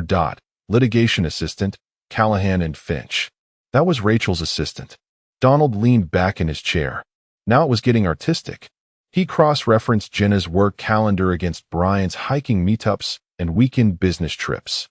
The overlap was almost insulting. Donald didn't even need to dig through phone records. He could see the patterns just from Instagram timestamps and internal scheduling software. He He downloaded what he needed. Screenshots, metadata, photos saved with time, and GPS stamps still attached. Brian was leaving a trail wide enough to drive a truck through. But it wasn't just about catching them.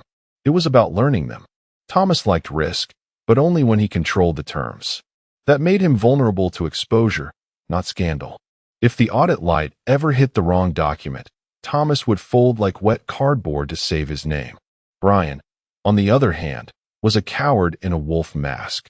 Everything about his behavior screamed overcompensation.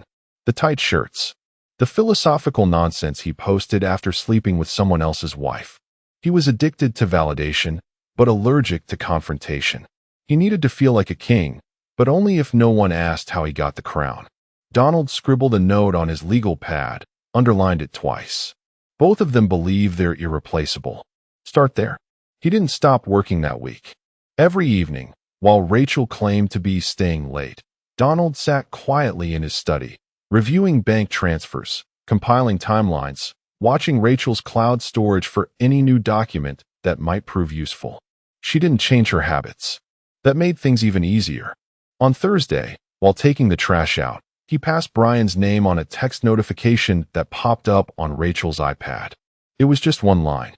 "Are you still wearing that thing I like?" Donald stared at the screen for a second, shook his head, and dumped the trash.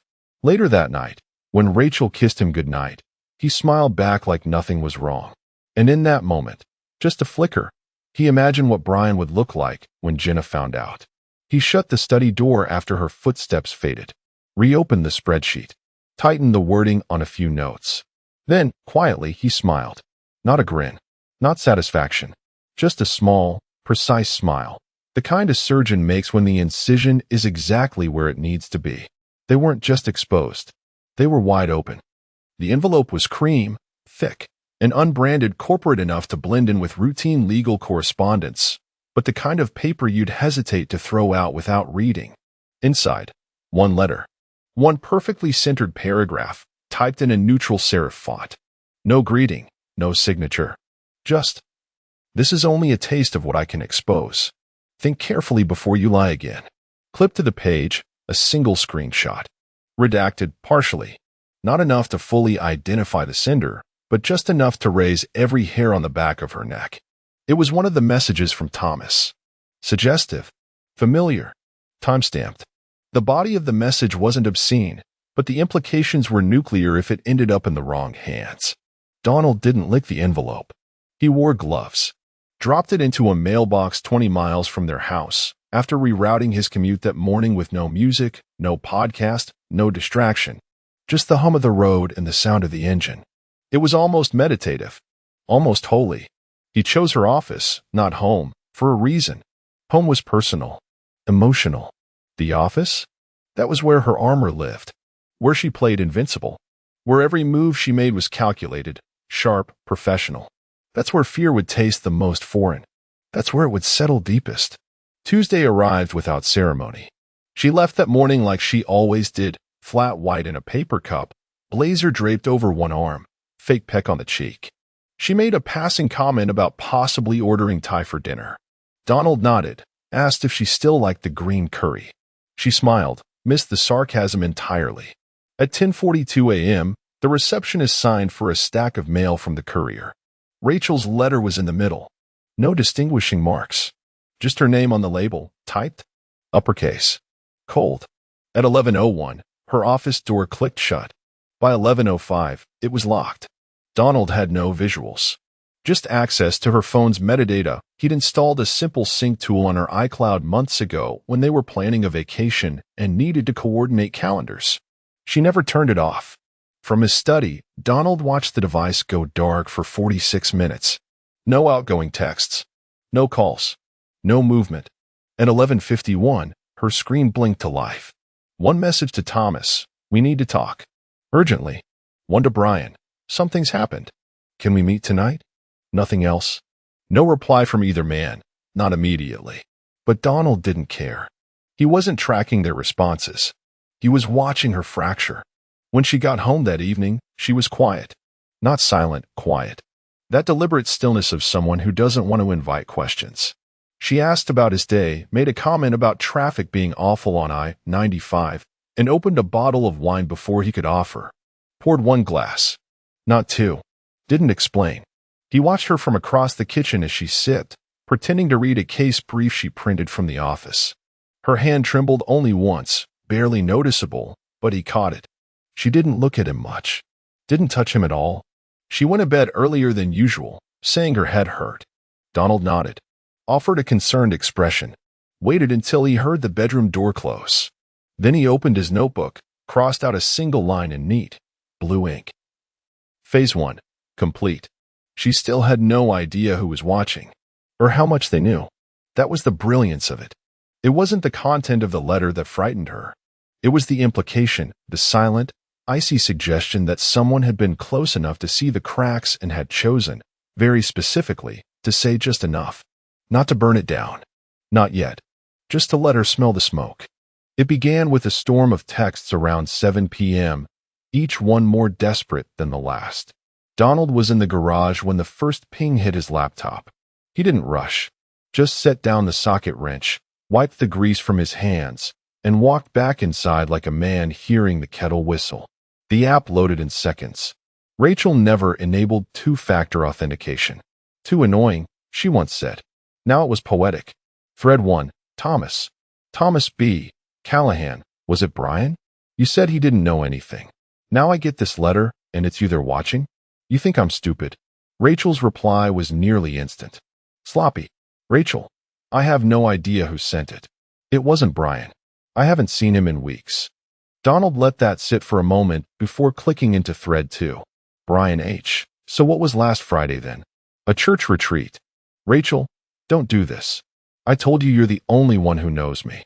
This isn't what it looks like. Brian H. You're lying. You said I was the only one. Donald leaned back, watching the messages appear like a slow-motion crash. He imagined her juggling her phone between texts, sweating, fingers shaking, trying to sound calm to both men while her little empire trembled under her. Thomas again. Thomas, your assistant was acting weird today. Jenna. She said Brian came by to say hi. When were you planning on telling me you're screwing your own friend and working under me? Rachel didn't answer immediately. The typing dots flashed, then stopped, then started again, then stopped. Brian, again. Brian, you lied to me. You're lying now. I asked you point blank months ago if you were still involved with him, and you swore. Swore? You weren't. Rachel, I'm not. I wasn't. It's not like that. Donald couldn't stop smiling. It wasn't joyful, it was clinical. Like watching two specimens in a lab turn on each other. They were both circling her now, clawing at her facade from opposite ends. And she was cracking under it. She tried logic with Thomas. Rachel, think about this rationally. If I was stupid enough to mess with both of you, would I leave a paper trail? There's someone trying to stir this up. Think. Who benefits? Thomas's reply came back like a hammer. Thomas, you do. You always do. Donald whistled low under his breath.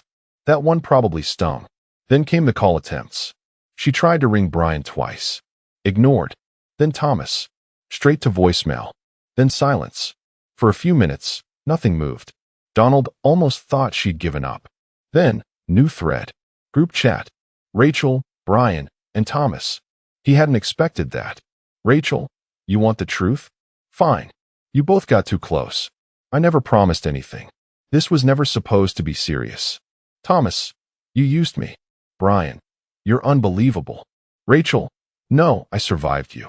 Both of you. While juggling a career, and a house, and a husband who barely looked up from his crossword puzzle. Donald arched a brow. That was new. Blame him. The invisible man in the background. Perfect. He closed the laptop. No need to read the rest in real time. They'd rip each other apart before morning.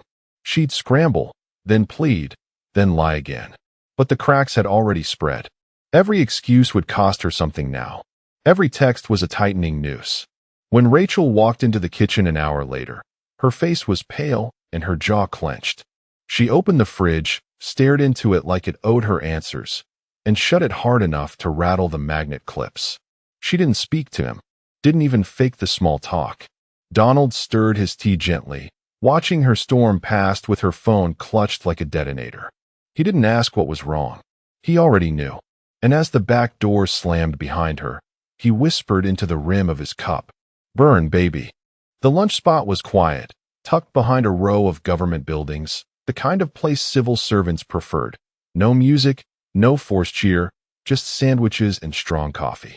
Donald arrived 5 minutes early, chose a booth near the back where no one could see too much, and ordered black coffee out of habit. Elaine slid into the seat across from him like a ghost.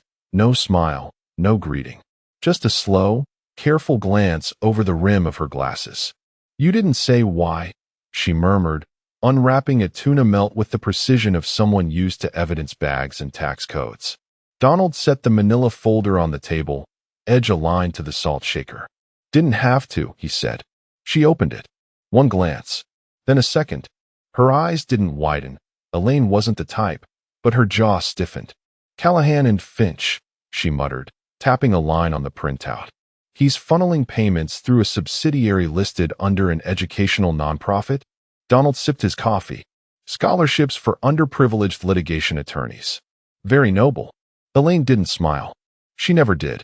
He leaned forward slightly, dropped his voice an octave. "This is anonymous. Never came from me. You don't know me today." Elaine nodded once and slid the folder into her bag. "I won't need to." The red flags walked themselves to the front of the line. She stood up with her sandwich in hand and disappeared before his cup was even half empty. By Thursday evening, the IRS compliance queue had shifted.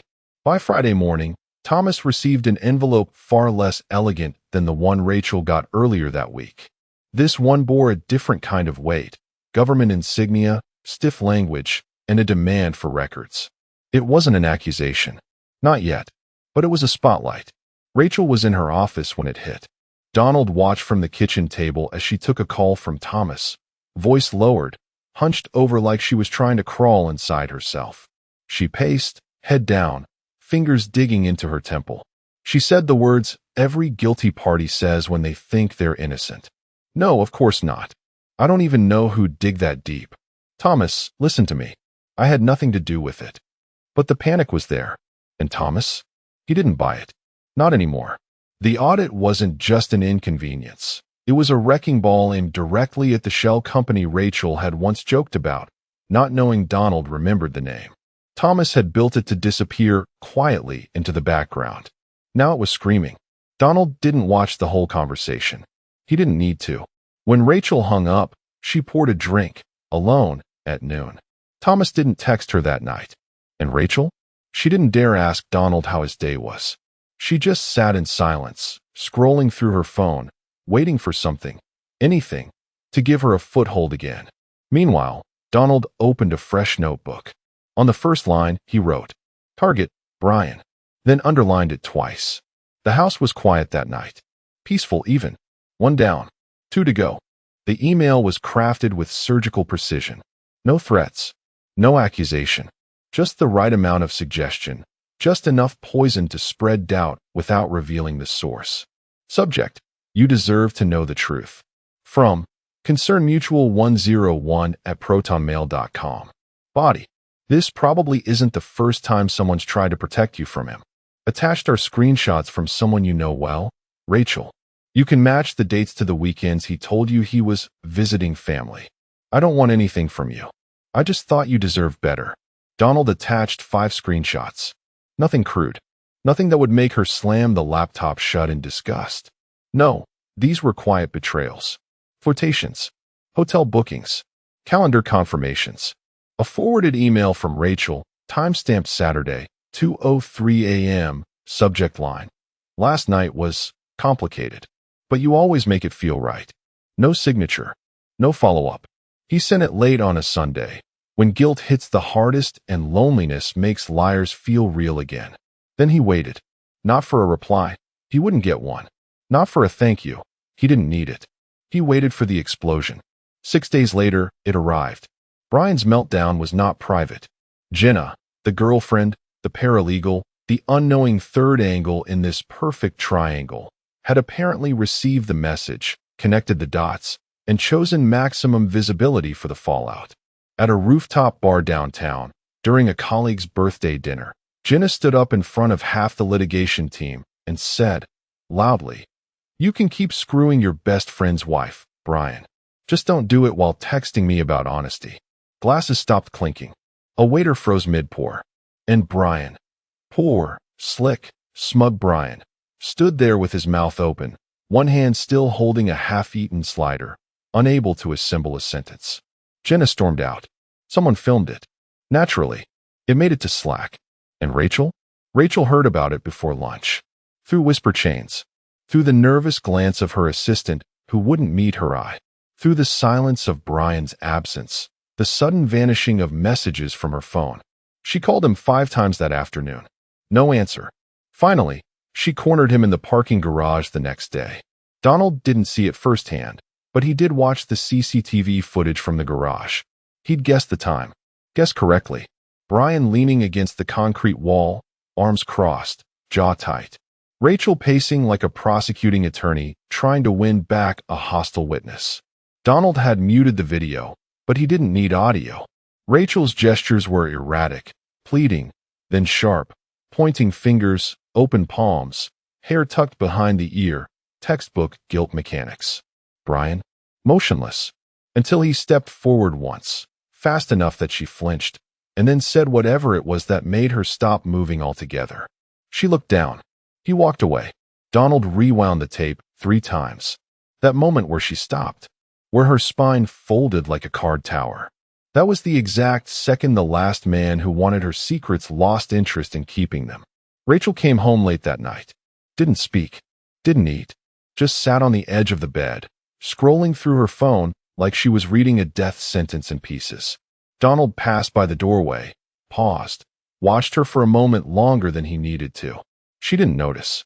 He whispered, not to her, not really, just to the hallway, to the moment, to the war he was winning one casualty at a time. You wanted a secret garden. Now you're standing in ash. It arrived on a Monday morning, time-stamped 8:12 a.m., just early enough to sit at the top of every inbox when HR logged on. The subject line was simple: internal compliance risk, flag immediately.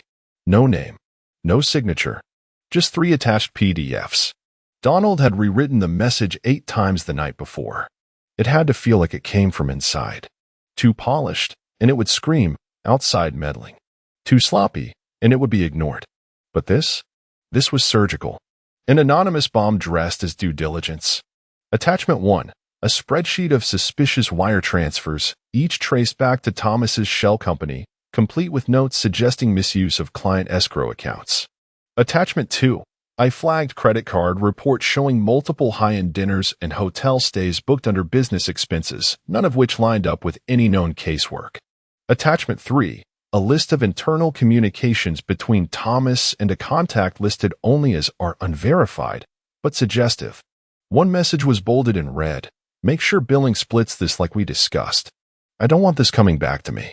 Rachel wasn't named. Not once. But everyone knew who or was. By noon, the whispers had already formed a current. Donald didn't work at the firm, but he had his sources. And by 2 p.m., his phone buzzed with a single word from an inside contact. Boardroom. He didn't reply. Instead, he watched Rachel from across the kitchen table that evening, her fingers tapping nervously against her wine glass. She was pretending to read. The same page of the same contract had been open on her iPad for 20 minutes. How was work? He asked casually. She blinked too slowly. Fine. Just long. He nodded. Meetings. She nodded too quickly. MHM. Usual Monday shuffle. That was her mistake. She hadn't even heard herself say it. Donald knew there was nothing usual about what happened today. At 3:17 p.m., the firm had called an emergency board meeting. At 3:39 p.m., Thomas had been escorted out of the office. Not fired, just suspended pending investigation. But that phrase had weight in law. It meant the vultures were already circling. It meant the hierarchy was breaking. It meant nobody was safe, not even the people 2 rungs below him who'd once thought proximity was protection. Rachel was exactly 2 rungs below, and her proximity had been public. All those shared case files, the conferences, the lunches, the smiling photos on the firm's website. Her sudden rise through the litigation pipeline now felt suspicious. Earned? Maybe. But believable? Not anymore. By Tuesday, her name hadn't shown up in any formal documents, but her seat at meetings was suddenly relocated 2 chairs down. Her input was duly noted, but never echoed back. She found herself excluded from 2 email chains. One included the word transition. Another, risk management. She didn't say anything to Donald about it. But on Wednesday morning, she left 20 minutes early, makeup heavier than usual, hair tied back the way she only did when she expected confrontation. That evening, she stood at the kitchen sink for 10 full minutes, hands unmoving under the stream of water, just staring out the window like it owed her answers. Donald didn't ask. He simply turned the page of his newspaper and said, "They ever promote Sarah?" She always seemed sharp. Rachel didn't answer, just shut off the faucet and walked away without drying her hands. Later that night, Donald looked at the framed photo on the bookshelf, the firm's holiday gala. Rachel in a navy dress. Thomas to her left, his hand just a little too close to her back. He took the photo out of the frame and slid it into the fireplace. Didn't burn it. Not yet. Just left it there. A reminder to her, next time she looked, that nothing she built was untouchable anymore. One promotion, one whisper, one chair move at a time. Her world was shrinking. And Donald? He didn't have to raise his voice once. She waited until after midnight to do it. That was her style. Choose the moment that feels softest, most unguarded. The house was dim, lit only by the hallway lamp. Donald was sitting in the living room, pretending to scroll through travel news on his tablet, the remnants of decaf cooling in his mug. Rachel padded in barefoot, wrapped in the cardigan she only wore when she wanted to seem small. She stood in the doorway like a stranger unsure if she was allowed in her own home. "Hey," she said gently, voice half wrapped in a breath. "You're still up." Donald looked up, nodded once. Couldn't sleep. She stepped in slowly, like she didn't want to disturb a ghost. Sat beside him, knees drawn under her like she was trying to shrink. She didn't look him in the eye. She reached out, adjusted the blanket on his lap, then let her hand linger for just a second too long. "I've been thinking," she said. "About us." He didn't respond. Just let the silence fill the corners of the room like water. "I know things have felt distant," she continued. "And maybe that's my fault. Work's been insane. Everything's been insane." She laughed softly, wrongly, as if to make it feel like life had just happened to her. "But I was thinking," she bit her bottom lip, rehearsed, "maybe we could get away for a bit. Just the 2 of us. No phones. No pressure. I found this place up north. Quiet, lakeside, private little cabins." Donald turned to her, gave her the exact expression he knew she was hoping for. Soft, warm. The husband who wanted to believe again. "Yeah," he said. "That sounds nice." Her body sagged with relief. That's when she touched his face. Lightly, lovingly.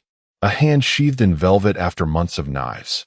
"I miss you," she whispered, forehead pressed against his. He kissed her. Not deeply.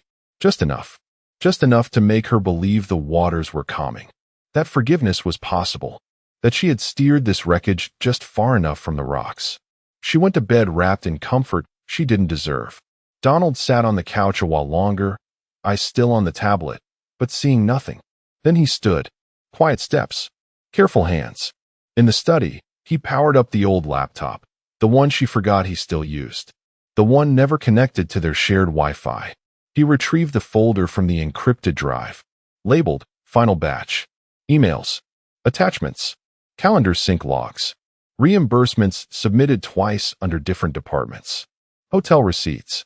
A flagged expense report marked client dinner, with 2 meals, 1 bottle of wine, and a room service charge logged under Thomas's business card.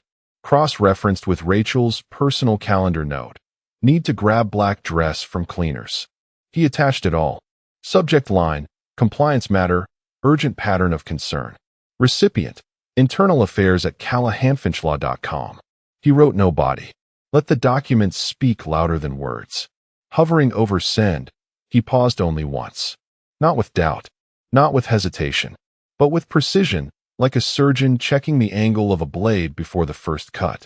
He clicked. The email vanished into the server like a bullet. Then, just before closing the lid, he whispered, so soft the walls wouldn't hear it. No takebacks. Upstairs, Rachel slept like someone who believed she'd won back control. Downstairs, Donald sealed her fate with the same quiet she'd once used to kill their trust. Only now, the silence worked for him. The quarterly meeting was supposed to be routine. Budget updates. Case wins. A boring catered lunch and thin applause for client retention. Rachel had even put on her deep green blazer that morning, the one that matched the firm's branding colors. Subtle signaling. Power dressing. She'd applied her lipstick twice before leaving the house, checking her reflection for anything that might read nervous. By 9:45 a.m., she was seated at the long boardroom table, nodding along with the managing partner's dull commentary on year-over-year projections. She had her notepad open, her pen in hand, her mask on. But she didn't see the eyes, the glances, the shared looks. At exactly 10:08, her phone buzzed in her lap. An internal message. From HR. Rachel, please step out. You're needed in conference 4A. Now. Her throat went dry. She stood up too quickly, nodded an apology she didn't mean, and walked the hallway like someone heading into surgery. She passed her assistant, Jenna, who didn't even look up. A final courtesy revoked. Donald, 3 towns away, was standing in front of the living room window with a half-glass of Glendronach in hand. The sky outside was smeared in gray. He liked the symmetry of that. Rain was coming. He felt it in his knees. His phone buzzed once. Elaine, they're questioning her now. He took a sip, let the scotch burn slow. Rachel entered the conference room and stopped cold. 3 people waited inside. 2 men, 1 woman. Not familiar faces, legal faces. Internal compliance. Their eyes didn't blink much. The door clicked shut behind her. Rachel, one of them began, polite but clinical. Please sit down. She did, but not all the way. Perched on the edge, legs crossed too tightly. That same pin still in her hand like a weapon she'd forgotten how to use. They laid the first folder on the table. Labeled expense misalignment, Q2, Q4. Inside, hotel receipts, flagged reimbursements, time card anomalies. Rachel reached for it, flipped through. Still calm. We're conducting a preliminary inquiry based on multiple reports regarding irregularities tied to both billing and personal conduct. Second folder. Communications archive. Highlighted sections. Messages between her and Thomas. Late-night jokes about keeping things off the books. Internal memos forwarded to personal email addresses. Calendar overlaps. And then the third folder. The one that broke her. Personal correspondence, external origin. Rachel opened it and blinked. Once. Twice. Her face lost color before she reached page 3. Email chains from her personal Gmail account. Cross-referenced with firm case IDs. One of them even had a document she had only once viewed on her work laptop, late at night, weeks ago. A client's non-disclosure brief, accidentally left open while Thomas sent her a sleep well text. How did you get these? She asked, voice lower than she intended. One of the attorneys tilted their head. Anonymous tip. With extensive supporting evidence. Rachel didn't speak. Her hands curled into fists. The folder sat in front of her like a corpse she wasn't ready to identify. In the reflection of the conference room's glass wall, she could just make out her own face. And it didn't look like hers anymore. Back home, Donald watched the first drops hit the patio, each one silent, spaced like Morse code across the concrete. He didn't need live footage. He could see it in his mind, frame by frame. The moment her confidence cracked. The moment her voice trembled. The moment she finally understood she was alone, and someone out there knew everything. But not who. Never who. He picked up the remote, muted the TV that had been running a weather channel on low volume all morning, and said to the empty room, "Hope you packed that lakeside cabin into your severance plan." She wasn't supposed to be home until 6. Maybe 7, depending on traffic. But that day, Rachel walked through the front door at 4:12 p.m., briefcase still in hand, heels clicking down the hardwood like they always had, except this time. It was the only sound in the house. No music. No TV. No faint clatter from Donald in the kitchen, humming some tune from a decade ago. Just silence. Too clean. Too still. She called his name once, low and cautious. Not like she expected an answer, but as if she needed to prove to herself that she hadn't been abandoned. And then she saw it. On the kitchen counter, perfectly aligned with the marble edge, sat a plain white envelope. Thick, heavy. Her name printed neatly in the center, Rachel M. Harris, like it belonged on a court summons. And just beneath it, in smaller type, almost elegant, divorce with costs. She stood there for a full minute before she reached for it. Her hand hovered over the paper like it might burn her. When she finally opened it, the weight of the contents made the envelope sag in her grip.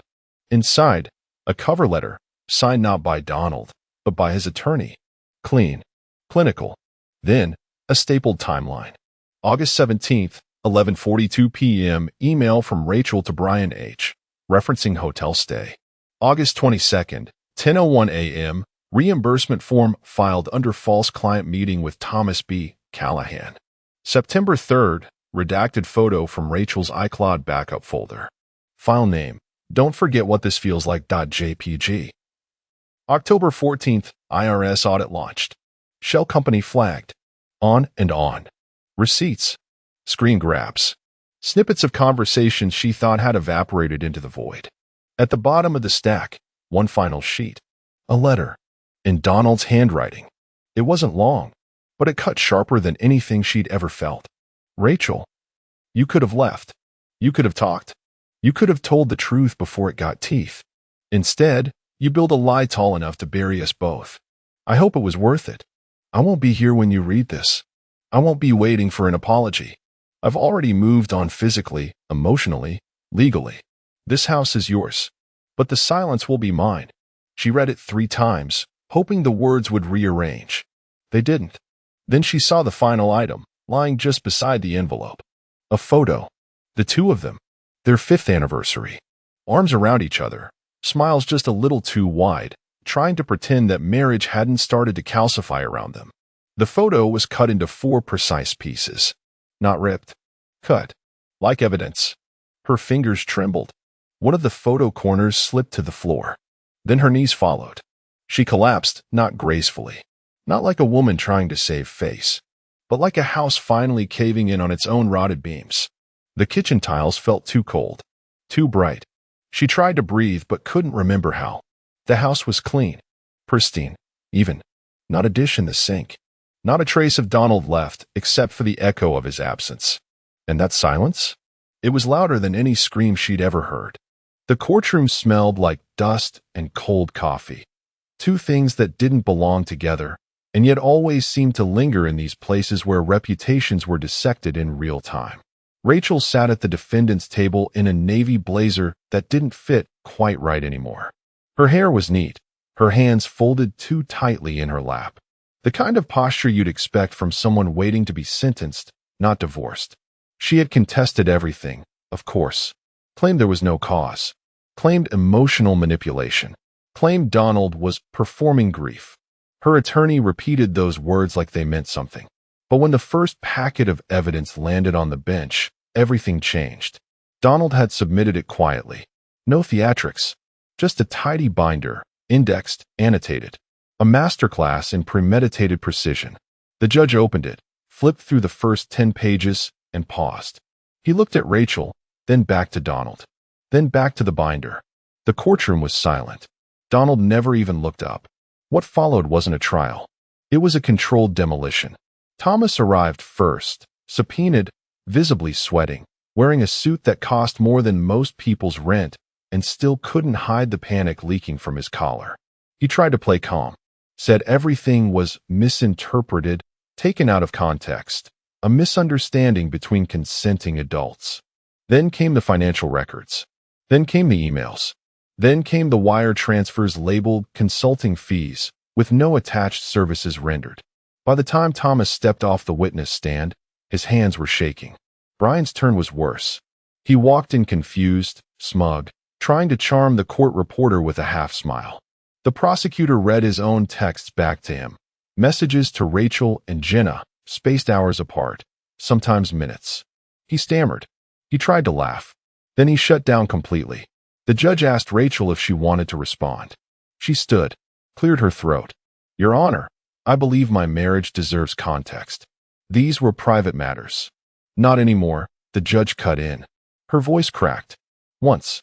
She recovered, but barely. Everyone could hear it. The breathlessness of a woman who had just realized the floor wasn't done falling out from under her.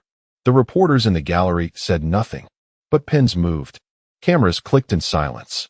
One headline made it online before the hearing even ended. Top corporate attorney faces scrutiny amid explosive divorce trial. By the time court adjourned, Rachel's career wasn't just bruised, it was beyond salvage. The firm had already distanced itself, quietly stripping her profile from their website by noon. Clients were reassigned. Cases vanished. Her inbox was likely a ghost town. Donald? He remained still the entire time. Didn't speak once except to confirm his name and address. When asked if he had anything to add, he looked at the judge, shook his head, and said, "No, I believe the evidence speaks for itself." He didn't look at Rachel once. Not when she tried to meet his eyes. Not when her hands began to tremble under the table. Not when she mouthed something that might have been please. He stood up when it was over, buttoned his coat, and walked past her like she was no one. Because now, she was. The breeze smelled like pine and early morning rain, soft and earthy. Donald walked slowly down the gravel path, past the joggers, the retired chess players, the ducks waddling toward the pond like clockwork. He wasn't in a rush. He hadn't been in a rush for months. His new suit fit better. Slightly looser in the shoulders, less sharp around the collar, not because he'd let himself go, but because he no longer needed to look like a weapon. The days of armor were over. The job was quieter too. Smaller firm, upstate. No scandals. No egos. He managed contracts now dry, clean paperwork that didn't flirt over dinner or hide shell companies and Cayman Island trust accounts. He liked it. The silence in it. The clarity. He stopped by the old stone fire pit tucked near the trees, the one the park staff used for winter gatherings. Today it was cold and unused. Empty. Waiting. From the pocket of his coat, Donald pulled out a single folder. Weathered. Soft at the edges. It had survived the first purge and the second. The temptation to keep it had been strong at first, proof, leverage, memory. But now it felt like clutter. Inside were the final printed pages of Rachel's messages.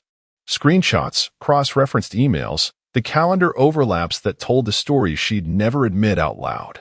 Her handwriting on a post-it that once read, "Dinner with B at 8. Don't forget black dress." He tossed it all into the fire pit without ceremony. No lighter fluid. No big send-off. Just a match, a pause, and a single flame curling its way through the past. As the papers shriveled, Donald watched them turn to smoke, gray threads weaving into the blue morning sky. He didn't smile. Didn't need to. This wasn't a victory parade. It wasn't revenge porn. It wasn't a story he ever planned to retell. It was closure. Nearby, a child laughed. A dog barked twice and then was quiet again. Donald sat on the bench nearest the fire pit, his hands folded calmly on his knee, the heat from the smoldering paper barely reaching him. Thomas had vanished into a 6-month consulting sabbatical overseas. Rumor was, the firm didn't even let him clear his desk. Brian had tried to spin his way into another office romance, but his name came with search results now. No one bought what he was selling anymore. And Rachel? Last Donald heard, she'd taken a contract job in legal compliance for a tech startup that wouldn't survive the year. Her LinkedIn profile was stripped down to one sentence: former legal counsel with multi-sector experience. All of them had moved on, and none of them had landed. But Donald had. He stood after a while, dusted off his jacket. One last glance at the fire pit, the only witness to the final page. Then, without a sound, he walked back down the path, under trees now just beginning to bloom again. His voice quiet, calm, only for himself, cut through the breeze like a scalpel. Revenge isn't loud. It's surgical.